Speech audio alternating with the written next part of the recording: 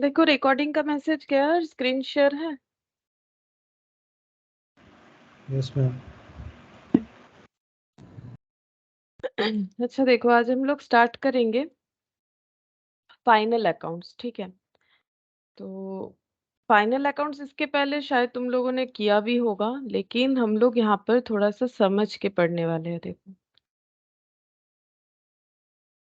Good evening Sumit. Good evening ma'am. Final accounts का पहले हम लोग कंसेप्ट देखेंगे कि फाइनल अकाउंट्स क्यों बनाया जाता है, क्या, ताकि अगर कोई थियोरेटिकल क्वेश्चन भी आए, छोटा क्वेश्चन हो या बड़ा, ठीक है। मेनली सम्स ही आता है, फिर भी क्वेश्चन तो मिक्सड अप करके आ ही सकता है। छोटा मोटा जो भी क्वेश्चन पूछे हम लोग इसे बता पाए, तो कंसेप्ट भी वैसे हमारा क्लियर होना जरूरी है। बात थियोरेटिकल क्वेश्चन या सम्स का नहीं है, ठीक है। तो देखो, फाइनल अकाउंट्स जो है, यहाँ पर हम लिख रहे हैं फाइनल अकाउंट्स। ये हम लोग पढ़ेंगे final accounts for non manufacturing entity.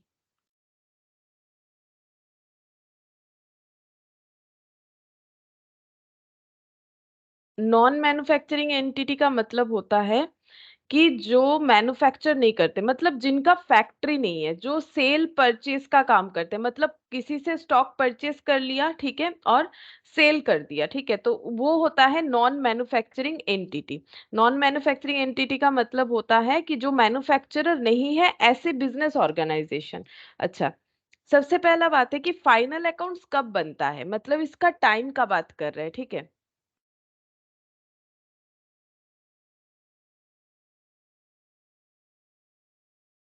Good evening Mansi. Oh, Mansi admit हुई है।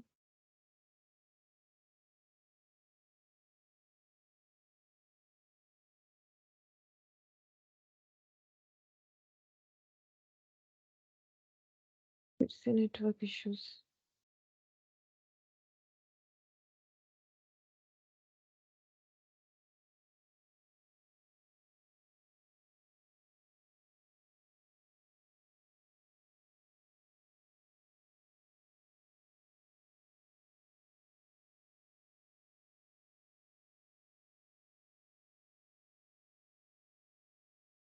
Good evening Mansi. Good evening ma'am. ठीक है, देखो तो फाइनल अकाउंट्स जो है नॉन मैन्युफैक्चरिंग एंटिटी के लिए जो हम लोग कर रहे थे, तो फाइनल अकाउंट्स कब बनता है, सबसे पहला बात है कि इसका टाइम पता करते हैं। तो टाइम देखो, नॉर्मली तुम लोग जब भी फाइनल अकाउंट्स कभी बनाए हो तो, ठीक है, लगभग सभी ने बनाया होगा, ठीक है। तो वहां पर क्या होता है, हम लोग नॉर्मली 12 मंथ्स या 1 ईयर, मतलब जब एक साल खत्म होता है, 1 ईयर कंप्लीट होता है, तब हम लोग फाइनल अकाउंट्स बनाते हैं। 1 ईयर किस चीज का कंप्लीट होना चाहिए, बिजनेस का, ठीक है। बिजनेस का 1 ईयर कंप्लीट होने से नॉर्मली हम लोग फाइनल अकाउंट्स बनाते हैं, या फिर सबके अपने बिजनेस का ना एक ईयर होता है, ठीक है। जैसे मतलब ईयर मेंटेन करते हैं, जैसे जैन टू दिसंबर अगर कोई मेंटेन करता है तो उसे हम लोग क्या बोलते हैं, कैलेंडर ईयर, ठीक है। ये सब पता है तुम लोग को, एक बार हम रिकॉल करवा रहे हैं। कैलेंडर ईयर, कैलेंडर ईयर का मतलब होता है जो जैन टू दिसंबर तक चलेगा, ठीक है। अच्छा, और अगर फाइनेंशियल ईयर का बात हो, फाइनेंशियल ईयर का मतलब हो जाता है यहाँ पर अप्रैल से लेके मार्च, ठीक है, ये होता है हम लोग का फाइनेंशियल ईयर। तो एक स्पेसिफिक पीरियड के लिए हम लोग का फाइनल अकाउंट्स बनता है, स्पेसिफिक पीरियड। और जो स्पेसिफिक पीरियड है नॉर्मली, ये हम लोग का, ये ये मैंने PERIOD लिखा है, ठीक है। तो यहाँ पर हम लोग का देखो स्पेसिफिक पीरियड जो है वो 12 मंथ्स या फिर 1 ईयर, ठीक है। ये मंथ्स लिखा है मैंने, 12 मंथ्स या फिर 1 ईयर का बात होता है। अच्छा, अब देखो किसी का बिजनेस मान लो रिसेंटली स्टार्ट हुआ है, ठीक है। अब वो चाहते हैं कि कैलेंडर ईयर फॉलो करे, तो उनका मान लो बिजनेस स्टार्ट हुआ है अगस्त में, ठीक है, सपोज अगस्त में स्टार्ट हुआ है, तो अगस्त से लेके वो दिसंबर तक का अपना पहला फाइनल अकाउंट्स बना सकते हैं अगर बिजनेस का स्टार्टिंग है। बाकी तो सब नॉर्मली 12 मंथ्स का ही होगा, उसके बाद से तो सर्कल जो है वो मैच हो जाएगा। फिर Jan to December, Jan to December, इस तरीके से चलेगा। अगर किसी का financial year April to March ये वाला फॉलो करते हैं, उसे फाइनेंशियल ईयर बोला जाता है, तो वो भी हो सकता है। नॉर्मली यही वाला जो है हमें फॉलो करना पड़ता है, ठीक है। कैलेंडर ईयर से भी हमारा क्वेश्चन होगा, वो बात अलग है, लेकिन नॉर्मली जो है फाइनेंशियल ईयर अप्रैल टू मार्च वाला ही इंडिया में फॉलो होता है। तो स्पेसिफिक पीरियड के लिए फाइनल अकाउंट्स बनता है जो पीरियड 12 मंथ्स या फिर 1 ईयर का होगा। अब नेक्स्ट बात ये है कि फाइनल अकाउंट्स क्यों प्रिपेयर करें, कब प्रिपेयर करें वो पता चल गया। अब फाइनल अकाउंट्स क्यों प्रिपेयर करना जरूरी है, ठीक है। फाइनल अकाउंट से क्या पता चलेगा, किसी भी ऑर्गेनाइजेशन को पता करना होता है अपने बिजनेस का प्रॉफिट कितना है, ठीक है। किसी भी ऑर्गेनाइजेशन को ये पता करना होता है कि उसके बिजनेस का प्रॉफिट कितना है। अगर ये पता करना है प्रॉफिट फॉर 1 ईयर, मतलब पूरा 1 साल, जैसे तुम लोग का देखो ना, हम लोग का जो क्लासेस भी होता है, जैसे हम 1 2 3 4 का वो भी सब 1 ईयर ऐसा ही होता है ना। तो हम लोग 1 साल, हर एक चीज में 1 साल का जो है ड्यूरेशन नॉर्मली यूज होता है। तो बिजनेस का प्रॉफिट पता करना है पूरे एक फाइनेंशियल ईयर का या फिर पूरे कैलेंडर ईयर का, मतलब 1 साल का अगर हमें पता करना है कि एक्टिविटी से हमारा क्या रिजल्ट आया, यानी कि बिजनेस प्रॉफिटेबल है लॉस है ये पता करना है। तो हमें क्या प्रिपेयर करना पड़ेगा, बिजनेस का प्रॉफिट अगर पता करना है तो प्रिपेयर करना चाहिए हम लोग को फाइनल अकाउंट्स, ठीक है। अच्छा, अब ये फाइनल अकाउंट्स तो प्रिपेयर कर लेंगे, लेकिन इसमें हमें क्या क्या प्रिपेयर करना पड़ेगा। तो ये देखो, फाइनल अकाउंट्स में हमें प्रिपेयर करना पड़ता है ट्रेडिंग, ट्रेडिंग प्रिपेयर करते हैं, पीएल प्रिपेयर करते हैं। जबकि पीएल और ट्रेडिंग आज के डेट पे एक ही साथ होता है, वो बात अलग है। लेकिन हम लोग ट्रेडिंग भी बनाएंगे पीएल भी बनाएंगे, एक साथ बनाते हैं तो वो ट्रेडिंग एंड पीएल बोल के लिखा जाता है, लेकिन यहाँ पर हम एक बार पार्ट पार्ट करके बता रहे हैं। और बैलेंस शीट, ठीक है। ये तीन मेन चीज है जो प्रिपेयर करने से बनता है फाइनल अकाउंट, जिससे हमें क्या पता चलता है बिजनेस का प्रॉफिट कितना हुआ है। अच्छा, ट्रेडिंग अकाउंट से हम लोग क्या पता कर पाते हैं, क्या तुम लोग बोल पाओगे ट्रेडिंग अकाउंट से हमें क्या पता चलता है, पीएल अकाउंट बना के क्या पता चलता है, बैलेंस शीट बनाने से क्या पता चलता है, ट्रेडिंग बनाने से क्या पता चलता है, बोलो। यहाँ पर मैंने लिखा है देखो ना, हमें फाइनल अकाउंट्स बनाना ही है प्रॉफिट पता करने के लिए, ट्रेडिंग बनाने से क्या आइडेंटिफाई कर पाते हैं, gross profit. Gross profit, correct. PL बनाने से क्या आइडेंटिफाई कर पाएंगे, नेट प्रॉफिट। Net profit. और बैलेंस शीट बनाने से क्या आइडिया कर, क्या हमें आइडिया लगेगा, एसेट एंड लाइबिलिटीज का, ठीक है। एसेट एंड लाइबिलिटीज का हमें पता चलेगा। अच्छा, अब देखो ये जो मतलब ट्रेडिंग और पीएल जो है ना, ये दोनों चीजों को मिला के क्या बोला जाता है पता है, ये दोनों चीजों को मिला के बोला जाता है इनकम स्टेटमेंट, ठीक है। ये दोनों चीजों को मिला के बोला जाता है इनकम स्टेटमेंट।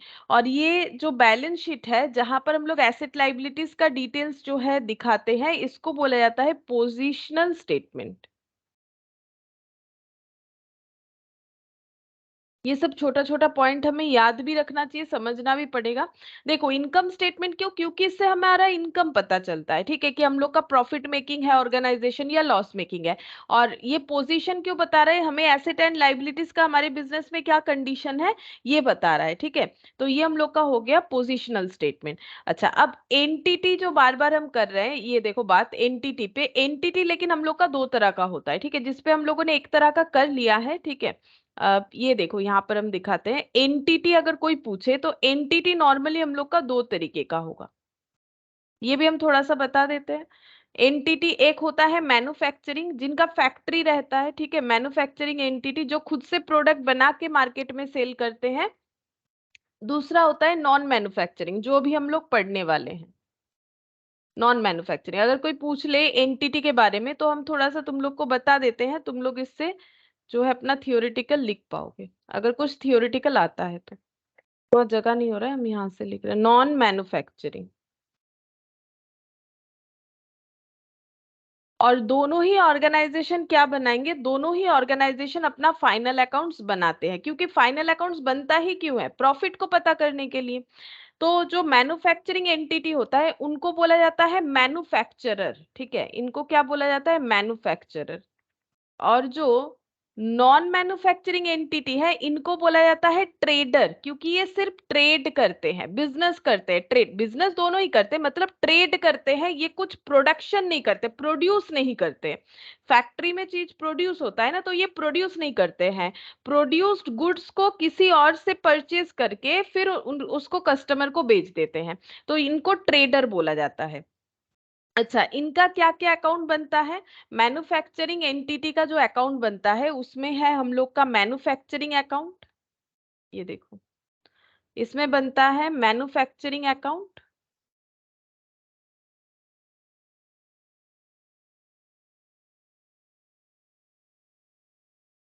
गुड इवनिंग नील।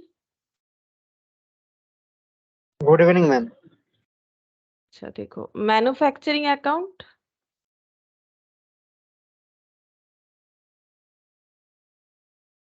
और उसके बाद इनका क्या बनेगा, ट्रेडिंग अकाउंट भी ये बनाएंगे, ठीक है।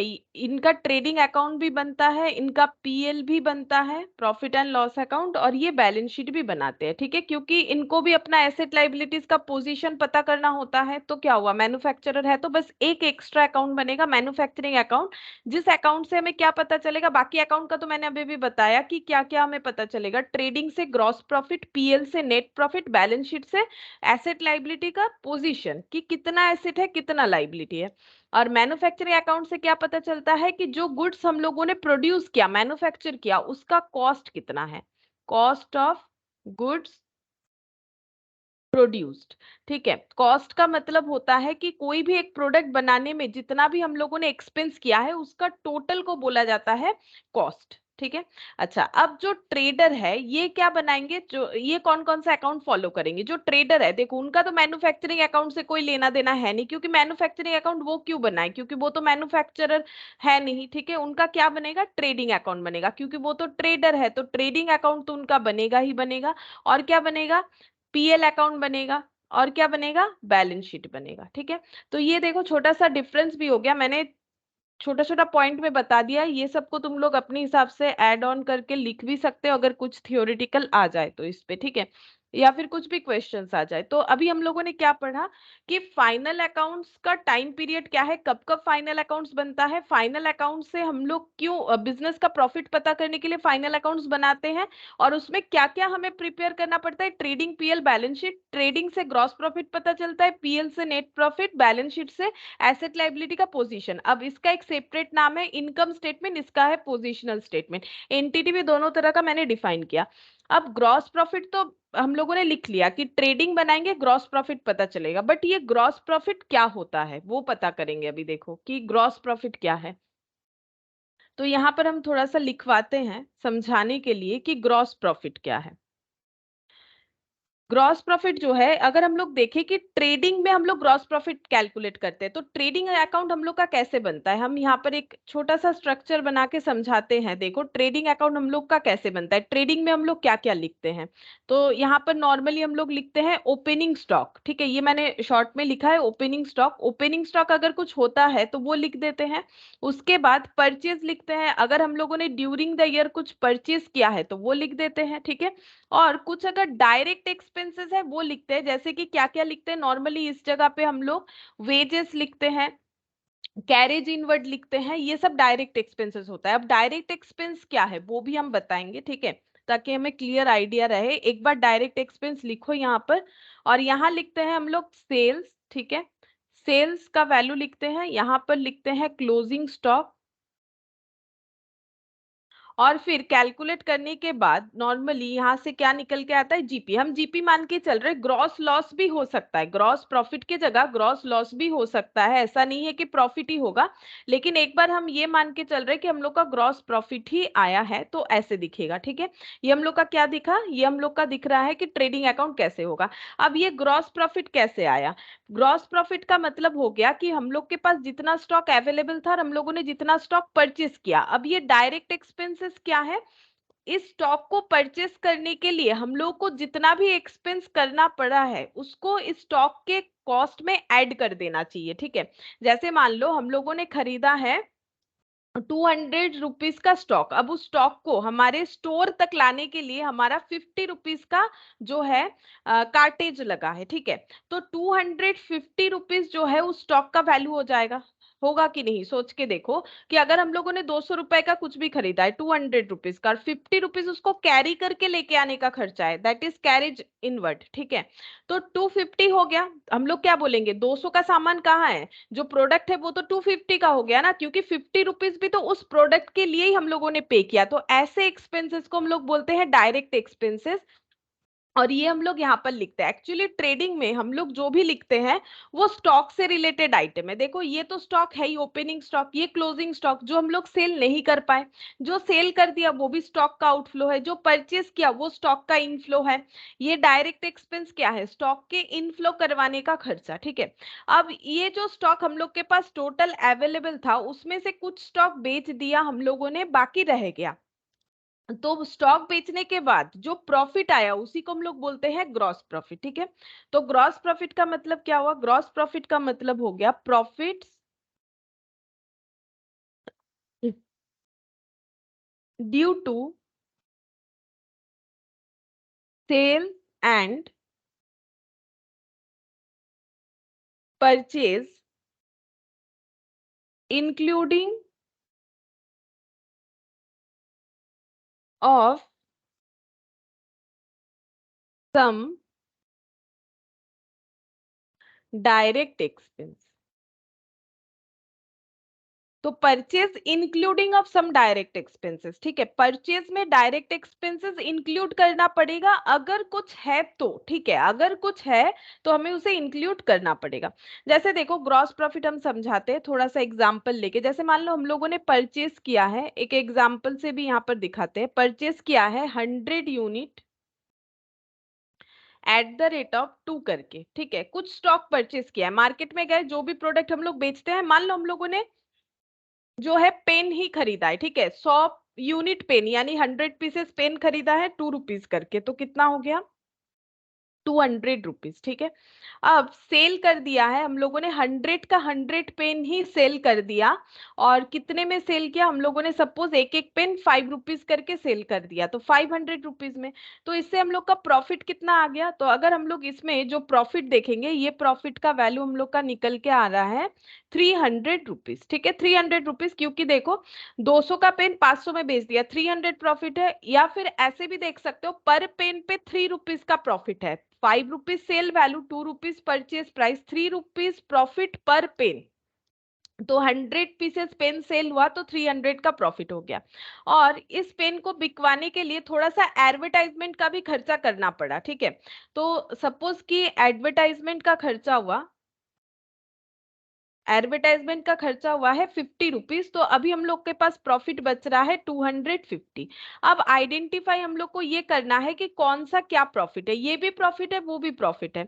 अब ये वाले प्रॉफिट का नाम क्या है बता सकते हो, ये कौन सा प्रॉफिट है और ये कौन सा प्रॉफिट है, बोलो। 300 कौन सा प्रॉफिट का नाम क्या है और 250 प्रॉफिट का नाम क्या है,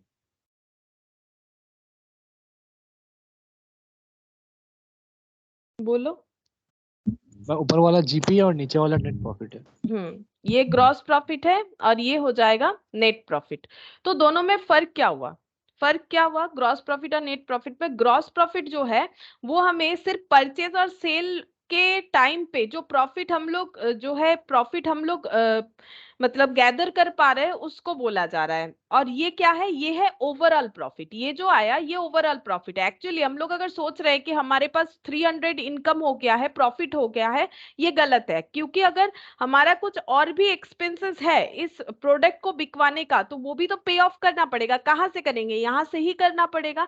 तो ये हम लोग का हो गया नेट प्रॉफिट। तो एक्चुअली नेट प्रॉफिट और ग्रॉस प्रॉफिट में अगर डिफरेंस देखें, तो नेट प्रॉफिट का अगर डेफिनेशन देखें तो वो क्या होता है, मतलब अगर नेट प्रॉफिट को हम लोग डिफाइन करना चाहे तो उसे हम लोग क्या बोलेंगे, ओवरऑल प्रॉफिट ऑफ बिजनेस, ठीक है, overall profit of business. Business का अगर ओवरऑल प्रॉफिट पूछा जाए तो नेट प्रॉफिट का ही बात होता है। तो अगर कोई पूछेगा कि पेन बेच के प्रॉफिट कितना हुआ, हम लोग बोलेंगे 300, तो वो गलत हो जाएगा। पेन बेच के 300 प्रॉफिट हुआ है, लेकिन अगर पूछा जाए कि बिजनेस का प्रॉफिट कितना हुआ तो हमें बोलना पड़ेगा 250, क्योंकि एडवर्टाइजमेंट तो उसी से रिलेटेड एक्सपेंस हुआ ना, पेन को बिकवाने के लिए हम लोगों ने किया। तो नेट प्रॉफिट का मतलब होता है ओवरऑल प्रॉफिट ऑफ बिजनेस। ठीक है, तो नेट प्रॉफिट को हम लोग कैसे डिफाइन कर सकेंगे, तो नेट प्रॉफिट को हम लोग ऐसे बोल सकते हैं, net profit equal to gross profit minus operating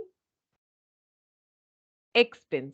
ठीक है, अब ये ऑपरेटिंग एक्सपेंस क्या होता है वो भी बता रहे हैं। ठीक है, ऑपरेटिंग एक्सपेंसेस, और ऑपरेटिंग एक्सपेंसेस का मतलब होता है ऑफिस एंड एडमिनिस्ट्रेशन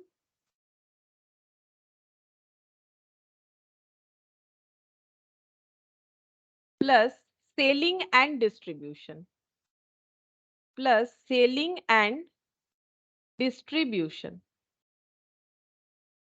ठीक है, अब समझाते हैं फिर से। देखो मैंने यहाँ पर क्या लिखा था, मैंने यहाँ पर बोला कि ग्रॉस प्रॉफिट से अगर एडवर्टाइजमेंट, अब एडवर्टाइजमेंट कैसा खर्चा है, एडवर्टाइजमेंट एक ऑपरेटिंग एक्सपेंसेस है। ठीक है, बिजनेस को ऑपरेट करने के लिए अगर हमें कोई खर्चा करना पड़ रहा है, देखो जो प्रोडक्ट बेचेंगे, जो प्रोडक्ट हमें सेल करना है वो तो परचेस करके लाना ही पड़ेगा, नहीं तो सेल कैसे करेंगे। ठीक है, अगर हम लोग मैन्युफैक्चरर है तो प्रोड्यूस करना पड़ेगा, अगर हम लोग ट्रेडर है तो मार्केट से जो है हमें होलसेल प्राइस में लाना पड़ेगा, फिर हम लोग बेचेंगे। ठीक है, तो यहाँ पर जो ये एडवर्टाइजमेंट है ये कौन सा खर्चा है, इसको बोलेंगे, अगर जस्ट वन लैंग्वेज में डिफाइन करें तो ये ऑपरेटिंग एक्सपेंसेस है, बिजनेस को ऑपरेट करने का खर्चा। अब ये कौन से नेचर का हो सकता है, ये दो तरीके का हो सकता है, office and administration type, selling and distribution type. तुम लोग बोल सकते हो कि एडवर्टाइजमेंट ये दोनों में से कौन सा टाइप है, सेलिंग डिस्ट्रीब्यूशन है कि ऑफिस एडमिनिस्ट्रेशन है, बता सकते हो।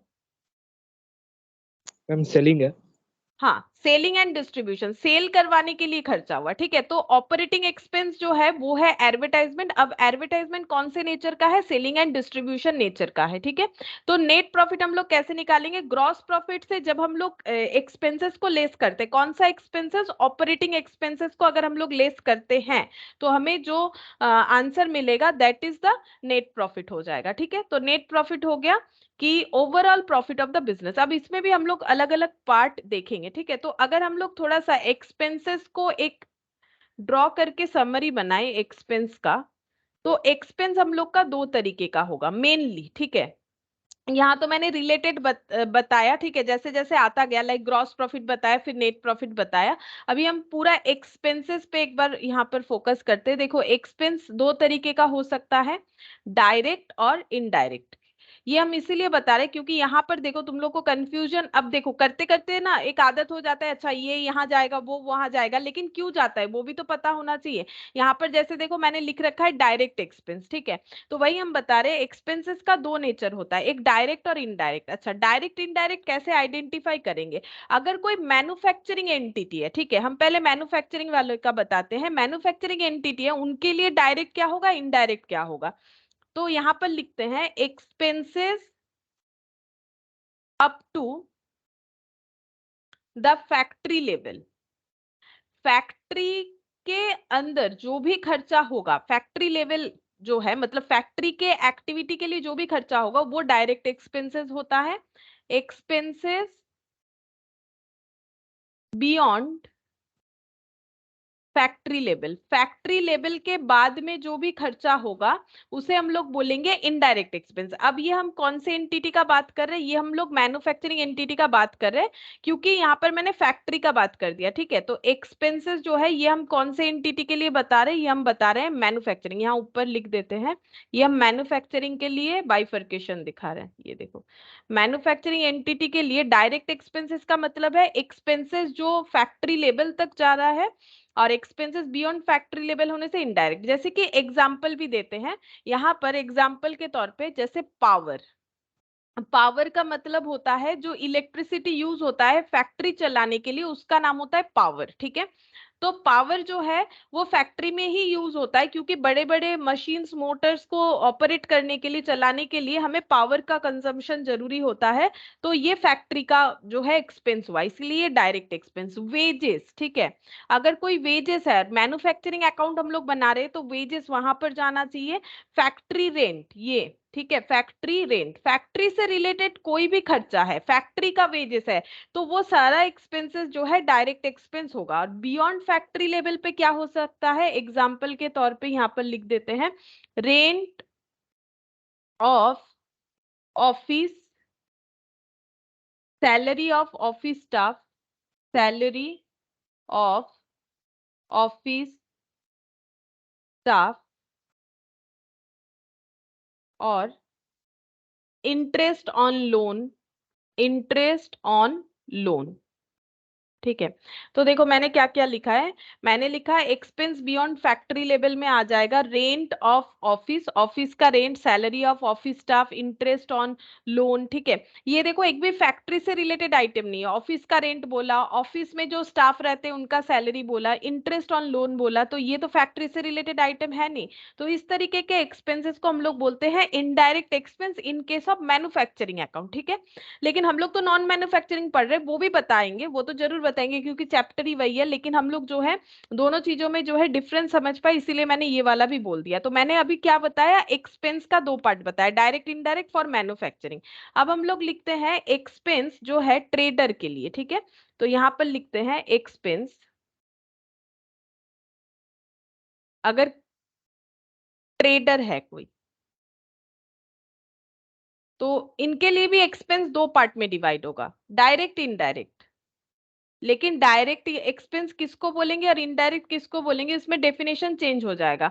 क्यों चेंज होगा, क्योंकि यहाँ तो हम लोग फैक्ट्री के ऊपर बेस करके इसे डिवाइड करें, अब यहाँ तो कोई फैक्ट्री का फंक्शन है नहीं, तो इसको हम लोग कैसे बताएंगे। डायरेक्ट एक्सपेंसेस का मतलब हो जाएगा, देखो ये एक्सपेंसेस हम लोग कहाँ लिखते हैं, ट्रेडिंग में लिखते हैं। ट्रेडिंग में कैसा एक्सपेंस लिखते हो, देखो तुम लोगों को अगर डिटेल्स में पता है तो हो सकता है पता है, ऐसा बात नहीं है कि नहीं पता है, लेकिन थोड़ा पॉइंट याद करो क्या क्या लिखते हैं। वेजेस लिखते हैं, कैरेज इनवर्ड लिखते हैं, ठीक है, फ्रेट इनवर्ड लिखते हैं। ऐसे लिखते लिखते हम लोग को आदत हो जाता है, तो हम लोग लिख देते हैं भाई ये ट्रेडिंग में जाएगा, वो पीएल में जाएगा। लेकिन क्यों जाएगा, यहाँ पर डायरेक्ट एक्सपेंसेस का मतलब है कि जो भी गुड्स हम लोग परचेस करके बेच रहे हैं, जैसे कि मान लो मैंने बोला कि जो है पेन बेचने का बिजनेस, ठीक है, तो अगर हम लोग पेन बेच रहे हैं तो पेन को हमारे स्टोर तक लाने के लिए अगर कोई एक्सपेंसेस हो रहा है,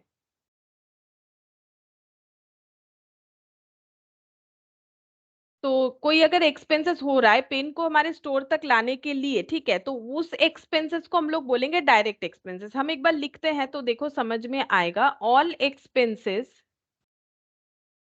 expenses related from purchase of goods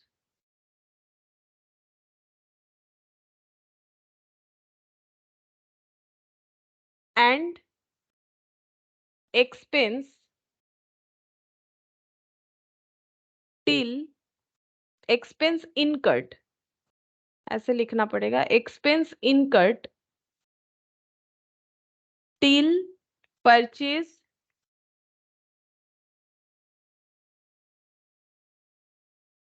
purchased goods reached the warehouse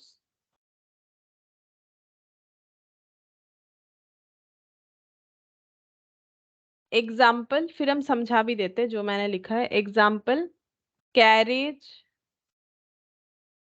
inward, freight inward,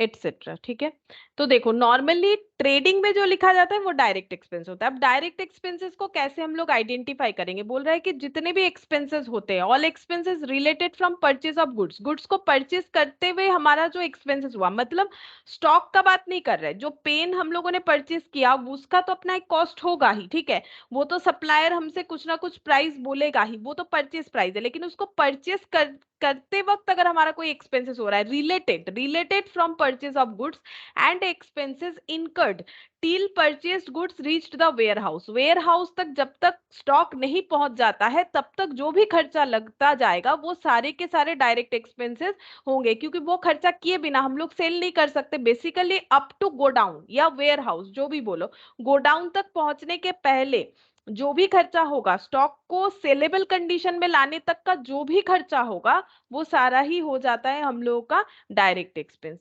अब इनडायरेक्ट एक्सपेंस क्या होगा, ये देखो, इनडायरेक्ट एक्सपेंसेस का डेफिनेशन में होता है all expenses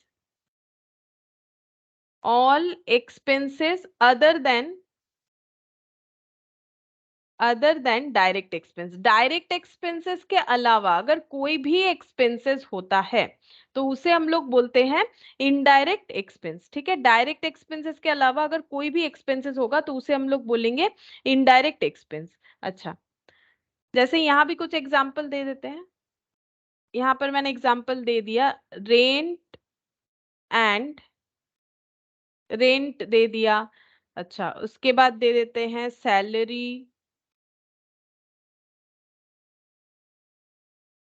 printing and postage, जो तुम लोग पीएल में लिखते हो, प्रिंटिंग एंड पोस्टेज, ठीक है, एटसेट्रा। इस तरीके के सारे एक्सपेंसेस को हम लोग बोलते हैं इनडायरेक्ट एक्सपेंस, क्योंकि देखो ये सब जो है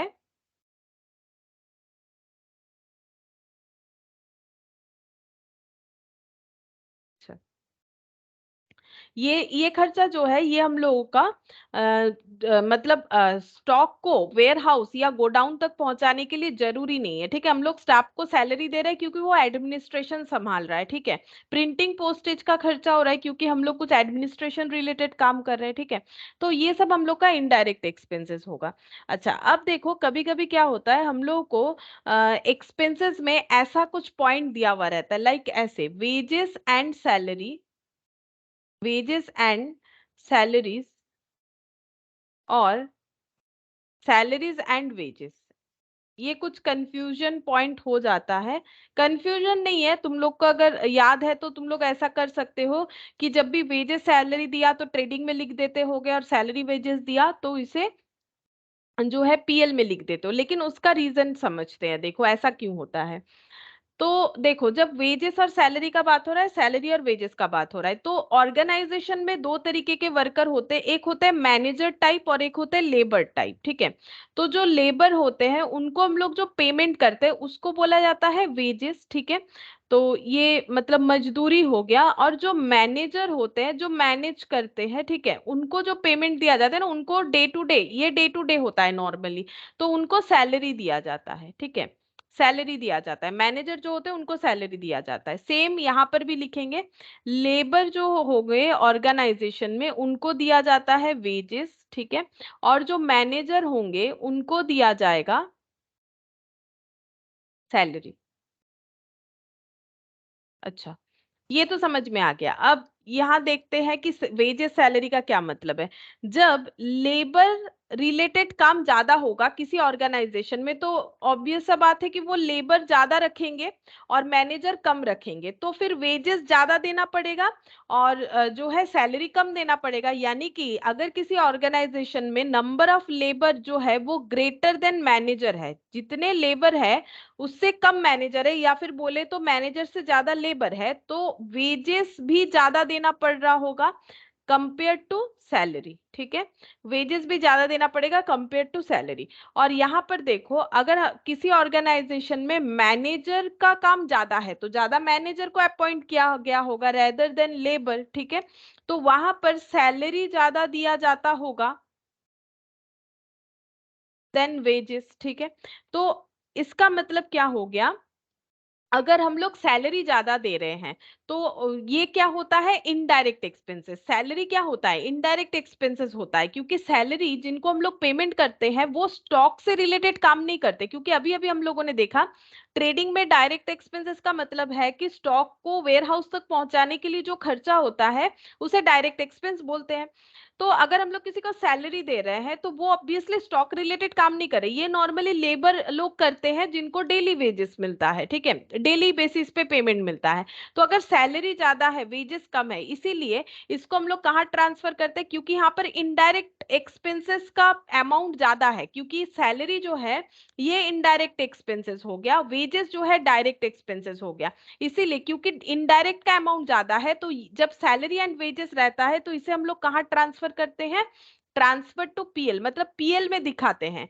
और जब वेजेस एंड सैलरी होता है तो इसको तुम लोग कहाँ दिखाते हो, इसको तुम लोग दिखाते हो ट्रेडिंग में। उसका रीजन बस यही है क्योंकि वेजेस का अमाउंट ज्यादा है, तो वेजेस जो है वो डायरेक्ट एक्सपेंसेस को रिप्रेजेंट करता है और सैलरी जो है वो इनडायरेक्ट एक्सपेंसेस को प्रेजेंट करता है। तो डायरेक्ट एक्सपेंस क्योंकि ज्यादा है तो ट्रेडिंग में लिखना चाहिए, और सैलरी जो है इनडायरेक्ट एक्सपेंसेस को रिप्रेजेंट करता है, वेजेस जो है डायरेक्ट एक्सपेंसेस को रिप्रेजेंट करता है। क्योंकि इनडायरेक्ट एक्सपेंसेस ज्यादा है तो वो सैलरी एंड वेजेस जब रहता है तो वो हम लोग पीएल में दिखाते हैं, ठीक है, और ये हम लोग ट्रेडिंग में दिखाते हैं। तो इसका लॉजिक मैंने बताया, ठीक है, कि लिखते तो हो तुम लोग लेकिन लॉजिक भी थोड़ा सा हमें पता होना चाहिए, और अगर पता था तो भी ठीक है। हम लोगों ने एक बार फिर से देख लिया कि इसी रीजन से वेजेस सैलरी को ट्रेडिंग में और सैलरी वेजेस रहता है तो पीएल में, नहीं तो कंफ्यूजन रहता है ना कि ये वेजेस सैलरी एक साथ है तो कैसे लिखे, तो इसीलिए, तो ये रीजन है। अच्छा, तो यहाँ पर देखो हम लोगों ने एक्सपेंसेस का दो पार्ट में देख लिया, direct indirect for entity manufacturing, for entity trading, ठीक है, ट्रेडर जो है उनके लिए भी। अच्छा, अब नेक्स्ट हम लोग यहाँ पर पढ़ेंगे इनडायरेक्ट एक्सपेंसेस को हम लोग दो पार्ट में डिवाइड कर सकते हैं। ये हम क्यों बोल रहे हैं, क्योंकि थोड़ी देर पहले देख सकते हो मैंने यहाँ पर एक लैंग्वेज यूज किया है ऑपरेटिंग एक्सपेंसेस, ठीक है, ऑपरेटिंग एक्सपेंसेस को बताने के लिए हम नेक्स्ट इनडायरेक्ट एक्सपेंसेस का बाइफरकेशन दिखाएंगे। इनडायरेक्ट एक्सपेंसेस को हम लोग दो पार्ट में डिवाइड कर सकते हैं।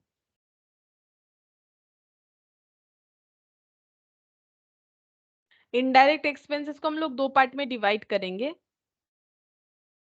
ऑपरेटिंग एक्सपेंस और non operating expense.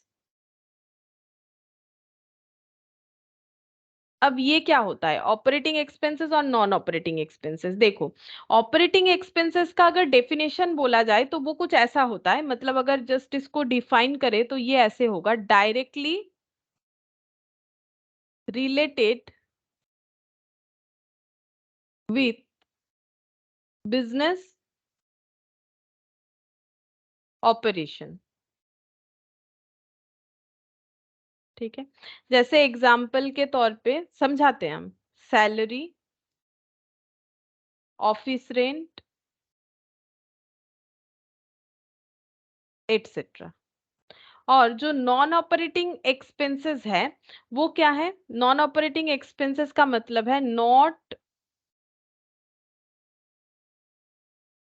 Directly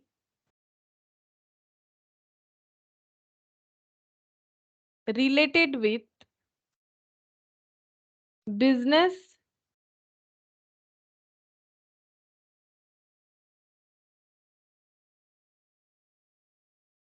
operation। Example के तौर पे interest on loan, interest on loan, ठीक है।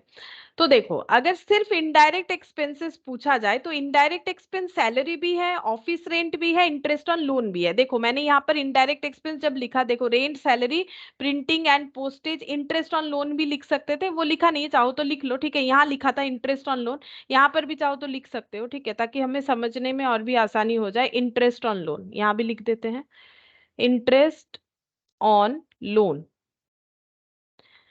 तो ये सब हो जाता है इनडायरेक्ट एक्सपेंस। इनडायरेक्ट एक्सपेंसेस का मतलब ये सारा अमाउंट हो गया। लेकिन जब हम लोग इसको दो पार्ट में, इनडायरेक्ट एक्सपेंसेस को आगे जाके और भी दो पार्ट में डिवाइड करते हैं, that is operating and non operating expenses. तो डेफिनेशन हमें ये बोल रहा है, ऑपरेटिंग एक्सपेंसेस का मतलब directly related with business operation, और नॉन ऑपरेटिंग का मतलब जो बिजनेस ऑपरेशन से रिलेटेड नहीं है। अब इसको कैसे समझेंगे, जैसे देखो हम नॉन ऑपरेटिंग से समझाने का कोशिश कर रहे हैं, इंटरेस्ट ऑन लोन। तो बिजनेस ऑपरेटिंग मतलब क्या, बिजनेस को ऑपरेट करने के लिए जो खर्चा होता है। तो नॉन ऑपरेटिंग मतलब जो बिजनेस को ऑपरेट करने के लिए जरूरी नहीं है। तो तुम लोग सोच रहे हो क्या interest on loan business operate करने के लिए जरूरी नहीं है? नहीं, जरूरी है ना, लेकिन यहाँ पर बात अलग है। इसको कैसे डिफाइन किया गया है वो समझो। इंटरेस्ट ऑन लोन एक ऐसा एक्सपेंस है, बिजनेस कंटिन्यूएशन रहे या ना रहे, ठीक है। जैसे मान लो हम लोगों ने लोन लिया 5 साल का, बिजनेस किया 2 साल, अब बिजनेस बंद हो गया बाई चांस कोई भी रीजन से, तो भी हमें इंटरेस्ट उसका देना पड़ेगा, लोन का इंटरेस्ट देना पड़ेगा। मतलब यहाँ पर बिजनेस ऑपरेशन से कोई रिलेशन नहीं है। बिजनेस ऑपरेशन कंटिन्यू रहे, डिसकंटिन्यू हो, कुछ भी हो, हमें वो एक्सपेंस पे करते जाना है। या फिर ऑपोजिटली अगर बोले, बिजनेस स्टार्ट करने के पहले ही हम लोगों ने लोन ले लिया और लोन लेने के 1 साल बाद हम लोग बिजनेस स्टार्ट कर पाए, ठीक है। बिजनेस करने के लिए लोन लिया, लेकिन हम लोगों ने बिजनेस स्टार्ट किया लोन लेने के 1 साल बाद, या मान लो 8 मंथ्स बाद हम लोग स्टार्ट कर पाए फॉर सम रीजन। तो इसका मतलब ये जो इंटरेस्ट ऑन लोन है, तो क्या हमें नहीं देना पड़ेगा? बिजनेस नहीं स्टार्ट किए बोल के देना पड़ेगा। हम लोगों ने लोन ले लिया है, लोन तो लोन का इंटरेस्ट तो देना ही पड़ेगा, ठीक है। तो नॉन ऑपरेटिंग एक्सपेंसेस का मतलब जो डायरेक्टली, इसीलिए देखो लिखा हुआ है not directly related with business. Not related with business नहीं है, डायरेक्टली, डायरेक्टली बिजनेस के साथ रिलेटेड नहीं है, ठीक है। ऐसे एक्सपेंसेस को हम लोग बोलते हैं नॉन ऑपरेटिंग एक्सपेंसेस। और ऑपरेटिंग मतलब जो बिजनेस के साथ रिलेटेड है। जैसे देखो सैलरी, अगर हम लोग बिजनेस बंद कर रहे हैं तो जो स्टाफ को सैलरी देते हैं नहीं देना पड़ेगा, ठीक है। अगर हम लोग बिजनेस ऑर्गेनाइजेशन ही हटा देते हैं तो ऑफिस का रेंट भी नहीं देना पड़ेगा, जो इलेक्ट्रिसिटी यूज करते थे वो नहीं, उसका पेमेंट नहीं करना पड़ेगा, प्रिंटिंग पोस्टेज का खर्चा नहीं होगा। तो ये सब हमारा इंक्रीज डिक्रीज हो सकता है। अगर हम लोग कम स्टाफ रखेंगे कम पेमेंट होगा, ज्यादा स्टाफ रखेंगे ज्यादा पेमेंट करना पड़ेगा। तो ये बिजनेस के स्केल के ऊपर डिपेंड करता है, ठीक है। कि बिजनेस स्केल के ऊपर डिपेंड करके, अगर हम लोगों ने 4-5 जगह जो है रेंट पे ले रखा है तो रेंट वैसा होगा, अगर एक ही काउंटर ले रखा है तो एक ही काउंटर का रेंट देना पड़ेगा।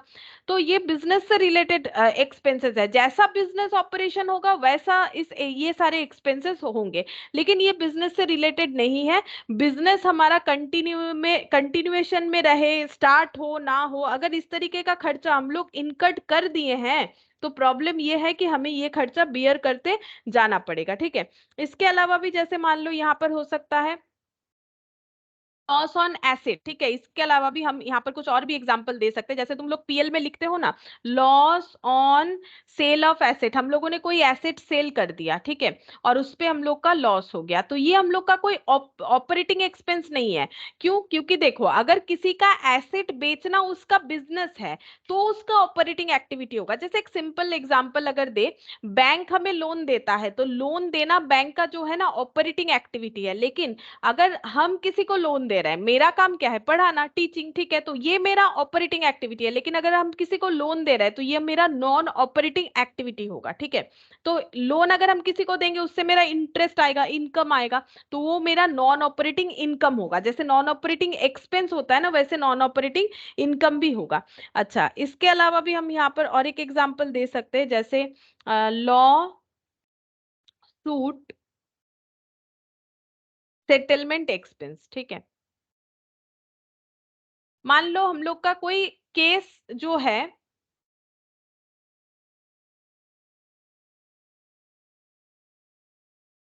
मान लो हम लोग का कोई केस चल रहा है, ठीक है, किसी ऑर्गेनाइजेशन का हो सकता है ना, बहुत सारा जो है केस वगैरह हो सकता है। किसी ने अगर हम लोगों पे केस किया किसी ऑर्गेनाइजेशन पे, या हमारे ऑर्गेनाइजेशन ने किसी पे केस सूट किया, ठीक है, तो उसका एक सेटलमेंट एक्सपेंसेस होगा, क्योंकि जो है हमें लॉयर हायर करना पड़ेगा, कोर्ट में केस लड़ना पड़ेगा। तो ये एक्सपेंसेस जो चल रहा है, अब बिजनेस एक्टिव रहे या इनएक्टिव रहे, हमें उसका पेमेंट करना ही पड़ेगा। तो ये जस्ट हम तुम लोग को यही समझाने का कोशिश कर रहे थे कि ऑपरेटिंग एक्सपेंसेस क्या होता है, कैसा होता है, नॉन ऑपरेटिंग क्या होता है, ठीक है। तो ऑपरेटिंग का मतलब है जो बिजनेस से डायरेक्टली रिलेट करेगा जो एक्सपेंसेस, और जो बिजनेस से डायरेक्टली रिलेट नहीं करेगा वो नॉन ऑपरेटिंग एक्सपेंस हो गया। तो यहाँ पर मैंने क्योंकि लिखा हुआ था तुम लोगों को ऑपरेटिंग एक्सपेंसेस, तो वो मैंने बताने का कोशिश किया। अब ऑपरेटिंग एक्सपेंसेस में मैंने 2 टाइप्स बताए थे, office and administration, selling distribution. ये भी हम बता देते हैं, ऑफिस एडमिनिस्ट्रेशन के अंडर क्या क्या आता है, सेलिंग डिस्ट्रीब्यूशन के अंडर क्या क्या आता है। तो इसका 2 पार्ट करेंगे। ऑपरेटिंग एक्सपेंसेस जो है ये 2 तरह का होता है, office and administration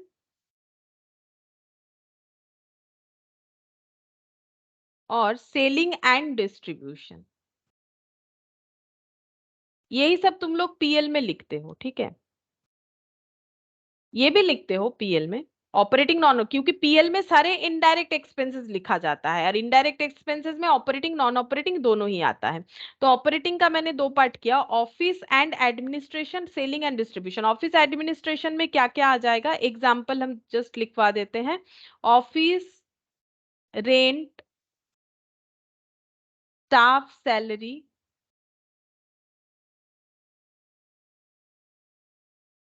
depreciation on asset, electricity, printing postage,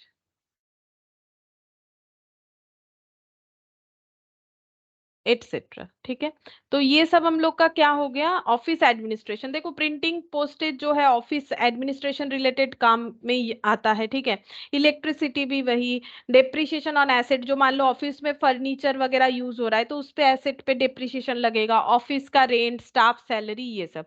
और सेलिंग डिस्ट्रीब्यूशन में जैसे मान लो आ जाएगा हम लोग का एडवर्टाइजमेंट, जिसका मैंने एग्जाम्पल पहले भी लिया हुआ है, एडवर्टाइजमेंट आ जाएगा। सेल्स मैनेजर अगर कोई है हम लोग का तो उनको दिया गया सैलरी, वो इस पार्ट में आएगा, ठीक है। वैसे हम लोग इतना अलग अलग करके लिखते हैं नहीं, लेकिन हाँ इसी तरीके से बनता है, ठीक है। मतलब ये ऑफिस एडमिनिस्ट्रेशन का एक पार्ट होता है, सेलिंग डिस्ट्रीब्यूशन का एक काम होता है, ठीक है। इसीलिए तो देखो ना, पढ़ाई में जो है हम लोग का क्या आता है, फाइनेंस रिलेटेड पढ़ाई होता है, मार्केटिंग रिलेटेड पढ़ाई होता है। तो ये मार्केटिंग का पोर्शन हो गया। तो एडवर्टाइजमेंट, सेल्स मैनेजर्स, कमीशन, अगर सैलरी देते हैं तो सैलरी, कमीशन देते हैं तो उनको commission, sales, staff salary, carriage outward. Carriage outward क्या होता है, ये भी तुम लोग पीएल में लिखते हो। तो बहुत से लोग ऐसे याद रखते हैं, कैरेज इनवर्ड हुआ तो ट्रेडिंग, कैरेज आउटवर्ड हुआ तो पीएल। अब इनवर्ड हुआ तो क्यों ट्रेडिंग, क्योंकि कैरेज इनवर्ड का मतलब है कि स्टॉक को अपने वेयर हाउस या गोडाउन तक कैरी करके लेके आने का खर्चा, और उसी को डायरेक्ट एक्सपेंस बोलते हैं हम लोग। उसको कहाँ लिखते हैं, ट्रेडिंग में, वही मैंने अभी यहाँ पर बताया था। अब इनडायरेक्ट एक्सपेंसेस का मतलब हो जाता है जो डायरेक्ट एक्सपेंस नहीं है, ठीक है। तो यहाँ पर जो कैरेज आउटवर्ड है ये हम लोग नॉर्मली पीएल में लिखते हैं, एक्चुअली ये क्या है, फ्री डिलीवरी चार्ज, ठीक है। जब हम लोग कस्टमर को डिलीवरी कर देते हैं प्रोडक्ट, ठीक है, फ्री में डिलीवर करके देते हैं, तो उसका जो चार्जेस है वो हम लोग जब बिजनेस में चार्ज करके दिखाते हैं उसे बोला जाता है कैरेज आउटवर्ड, ठीक है, डिलीवरी चार्जेस। अच्छा, तो इसका मतलब देखो अभी हम लोगों ने यहाँ पर एक्सपेंसेस में क्या क्या पढ़ लिया, इसका एक छोटा सा यहाँ पर समरी बना लेते हैं। देखो एक्सपेंसेस में हम लोगों ने ये पढ़ा, पहले हम लोगों ने पढ़ा एक्सपेंस, एक्सपेंसेस का हम लोगों ने दो पार्ट किया, ठीक है, डायरेक्ट और इनडायरेक्ट। और डायरेक्ट कहाँ पर जाता है, डायरेक्ट हम लोग लिखते हैं ट्रेडिंग में, यही पढ़ा हम लोगों ने। इनडायरेक्ट हम लोग कहाँ लिखते हैं, इनडायरेक्ट हम लोग लिखते हैं पीएल में। अब इनडायरेक्ट का दो पार्ट है, हम ऐसे इधर इस साइड में करके दिखा रहे हैं। इनडायरेक्ट का हम लोग का दो पार्ट है, इनडायरेक्ट में हो जाता है ऑपरेटिंग और नॉन ऑपरेटिंग। और ऑपरेटिंग का हम लोग का फिर से दो पार्ट हो जाएगा, ऑफिस एडमिनिस्ट्रेशन मैंने ऐसे इधर लिखा है, अगर मेरा नीचे जगह नहीं हो रहा है, अगर तुम लोग इसके नीचे लिखना चाहो मतलब ये पोर्शन नीचे भी लिख सकते हो, ऑफिस एंड एडमिनिस्ट्रेशन और सेलिंग एंड डिस्ट्रीब्यूशन, ठीक है।